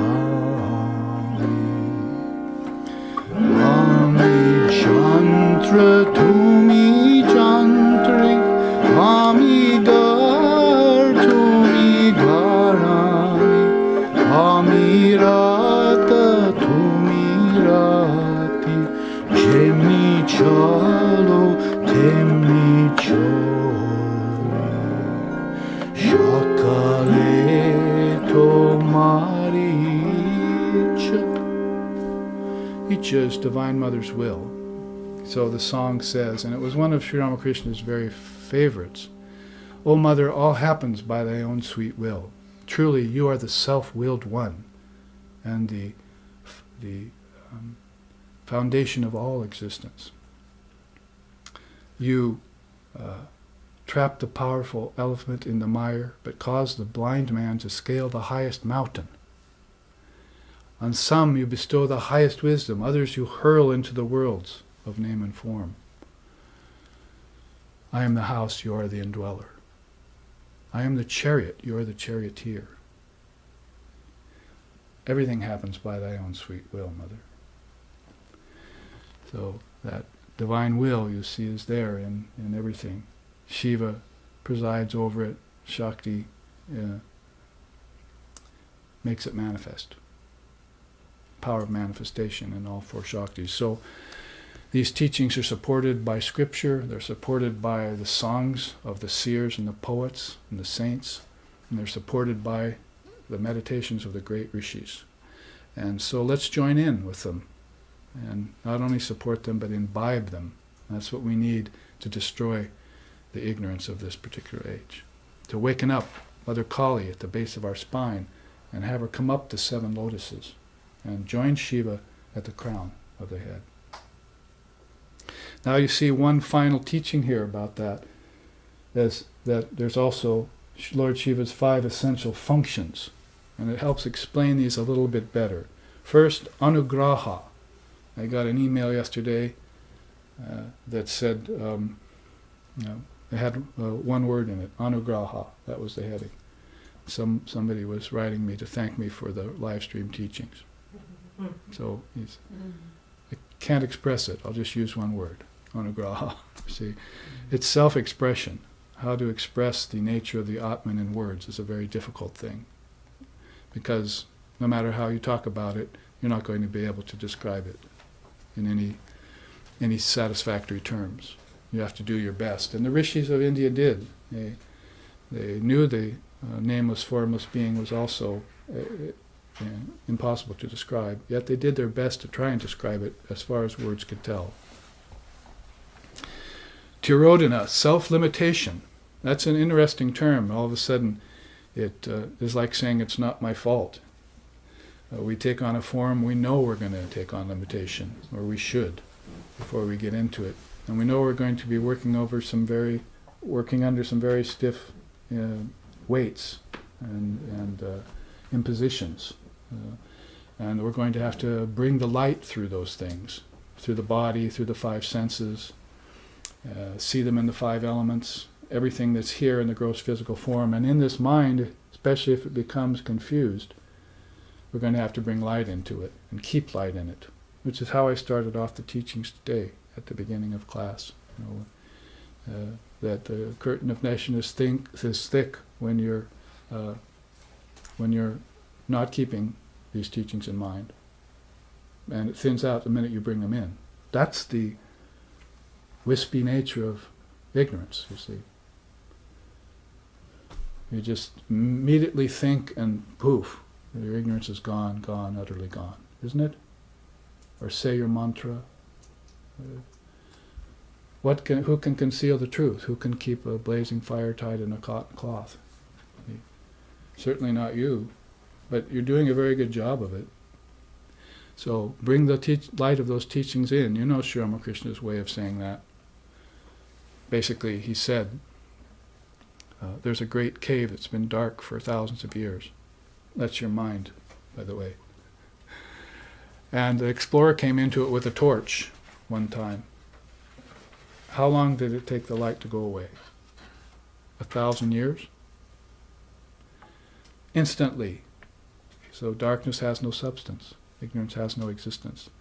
All you need to do is keep your eyes single, your mind focused, and you live in wisdom.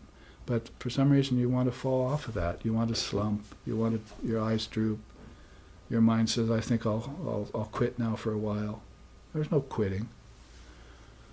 Not unless you want to give in to samsara.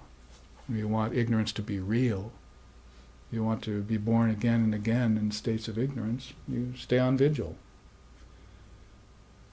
It's not going to take forever to develop a habit of naturalness. The nectar of naturalness, the Advaita Gita calls it. The nectar of naturalness. You think, oh, I'm going to have to stay on vigil for so long, you see. But then you just, you do it for a few years. So you just hold it for a few years, and pretty soon it becomes a habit and it's effortless.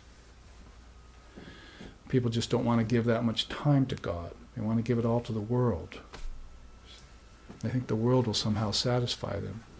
Shall I show you the meaning of objects chart again? Shall we go through that again? How it will not fulfill you anything, and how it's also all connected inside of you. You already have it all anyway. So, Tirodhana, self-limitation. This is what we've taken on, and this is what we have to deal with. And let me give you the tantric esoteric teaching about Tirodhana. It's very beautiful. Basically, they don't look upon sin or transgression as something that's a permanent mark on your soul in Tantra. They think about it as a fruit that's unripe. You're holding these self-limitations when you come in, and they're keeping you from realizing Shiva. So as you just wait and study and meditate, those fruits naturally ripen. See? And then there is no ignorance, there's no more sin anymore. So, and as those fruits ripen, you get closer and closer to Shiva, because they're Shiva's fruits. So that's really the explanation of Tirodhana in Sanskrit, in Tantra. Basically, these fall away, and you've taken them on, not permanently, but sometimes of your own will, self-limitation, read the term. You've taken them on of your own will, so you can watch them disappear and come one with Shiva again. Like the bees going in and out of Kali's hair, you know. They only go away from Kali because they just love to circle back and merge again with her. See, in, out, in, like waves rising, falling, but never detached from the ocean. So Tirodhana, a very powerful teaching. You also have samhara, dissolution. That's one of Shiva's essential functions. So, as I've been saying lately, yes, worship Lord Brahma. We love creation. We love to see souls come and worlds and great artworks and various things happen. And we love preservation, so we can just hang out amongst those souls and worlds and great works. But we should also become very worshipful of Shiva. He's the one that breaks everything down in the end. And so he's a power within you, the power of samhara, to dissolve things, because all problems in the world come about in space and time due to cause and effect and karma. Like even the best of things become old, right? Nothing new under the sun, and everything becomes old and tiring after a while, especially when you get old and tired. So then you should know how to dissolve what you projected. So you can do it as you said yesterday. You can either proclaim, "Oh Shiva, will you help me destroy this?" Or you can say, "By God, I'm going to destroy it myself." And he asked, which of those two is the greater? The path of calling on a deity, or the path of you doing it yourself? I said, you doing it yourself is greater. Why bother God? Fall into some pitiful, situation and circumstance from your own doing, and then have to go running to God and say, "Can you help me?" Do it yourself. And that's actually causes, it's the difference between salvation and liberation, isn't it? And Mother Kali, as the song goes, she's dancing and flying mind kites, you see, in the sky of awareness. You're the mind kites, all of you people, you see. Every once in a while, because of the glass and the glue that helps manufacture the string, it cuts, and one balloon gets free and flies away, and she dances and claps her hands. So one great head, separated from the rest and got free, got liberated. And she loves that. If those, she still holds those others because they don't want free yet. See, they want to go around in the realms of birth and death, the realms of the ancestors and the humans, back and forth. Like pieces of wood knocking together down a river, Ramchandra says. That's what your relations are like, he says. Your relations with father, children, family, it's just like pieces of wood knocking together, going down a river.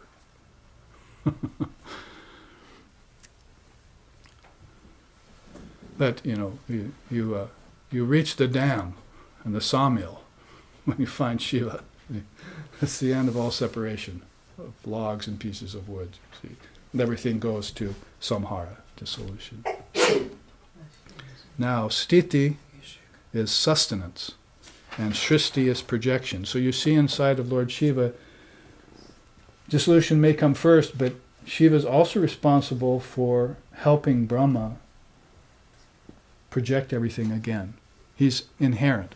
And then helping Vishnu sustain it. So this is where the Trinity is really one. They're more one than any other Triputi you can imagine. They help each other, and this isn't a teaching given out very much. The sects that worship Brahma, the sects that worship Vishnu, and the sects that worship Shiva all consider themselves to be separate and sacrosanct and superior to one another. But the real teaching that Ramakrishna or an avatar would bring to you would be that all of these take turns showing themselves. When Brahma wants to create, Vishnu and Shiva get behind them, so you can't see them anymore. Only you can see Brahma. And then it's time to sustain things, and Brahma will get behind, and Vishnu will come forward, and things will have a nice period of sustenance, just like your held breath. Brahma, as your in-breath, creates, and then your held breath is Vishnu, and your out-breath is Shiva, right? You're creating, preserving, destroying with every breath. And then when Vishnu is done with the period of sustenance, sthiti, then Shiva will come along and dissolve it again. Srishti, sthiti, and laya, it's usually called. Here we're seeing it, srishti, sthiti, and samhara. Same word, same meaning. Now let's take the final quote at the bottom here. Shiva has 5 functions to perform through his 2 Shaktis. He is Satya Sankalpa and Aptakama. His resolves are all true and his desires are eternally accomplished. He makes the world evolve so that individual souls can be released through the removal of their impurities.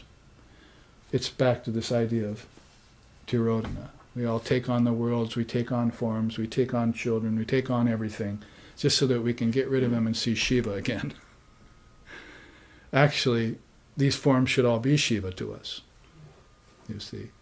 And that's the person living in yoga. Whether the forms come and how long they stay and when they dissolve, is all taken from the witness consciousness. You don't grasp these things as they go by. Well, I like that particular child, not the others, you see. Or that particular husband, not the others. Or that particular food, or that particular world. You just let them go in their cycle, and you stand back from all cycles, and don't become detached, or don't become attached. So, in that way, this self-limitation is released. You take it on, you let it go. Let go thy hold. Sannyas in bold. Say Om Tat Sat Om. Always be a free soul. Now, I was going to take the first sloka of chapter 5 because it's a very pregnant one. I'll read it to you. We'll take it next weekend. Ignorance leads to the perishable. Wisdom leads to immortality. Entirely different from both of these is that one, the imperishable, the infinite, the secret, the supreme Brahman, in whom exists wisdom as well as ignorance, and who governs them all. So we'll see how he's leading always to the non-dual, always the difference between prakriti and unmanifested prakriti, between waking and dreaming, between the essential and the non-essential, between the apparent and the hidden, see, or the gross and the subtle, or the causal. He's always showing you all sides of these. The seer, the seen, the unseen, and the obscene are all part of the scripture. And also that one who governs them, the absolute reality. So we'll take that next week, Saturday and Sunday here. and with 2 charts which I have put up, one about the veiling power of Prakasha Shakti, and the other about some other matter. So we will look them all through charts and through teachings, verbally and visually, and ponder them deeply during this week. Come back ready for more. Vedanta is not the sieve method, it's the sponge method. That is, teachers can teach both ways, but the way I've always learned from my teachers is I've got inundated by so much that I couldn't handle it all. And people complain to me now, my students come to me and say, there's too much. That's the sponge method. Since ignorance is unreal, and since knowledge can be transcended, and there's a holder of both knowledge and ignorance, then I should probably not worry so much about my ignorance and just let it disappear. I should also just understand that wisdom is infinite, and the more I take in, the better for me. And whether I don't comprehend it all in that moment is no problem. I just go home, take my mind like a sponge, squeeze it out, save what's essential, put it back in, go back and get it saturated again. That's the sponge method. And in the process of being totally immersed in wisdom, one day you will awake and say, my wisdom, my ignorance is gone, utterly gone. And my wisdom is present, always present. So let's end here with our chant. Om Bhadram, Om Bhadram, Karnibhihi Srinayama Devaha, Bhadram Pasyema Akshabirya Jatraha, Sthirayarangayish Tushtuvam Sastanuvir, Vyashema Devahitam Yadayu. May I see with these eyes what is good and spiritual. May we hear with these ears what is noble and uplifting. And may we, while worshipping the Lord and Mother of the universe with healthy minds and bodies, live a life which is beneficial to ourselves and to all other beings. Om, peace, peace, peace. May peace be unto us, and may peace be unto all. Om Hari Om.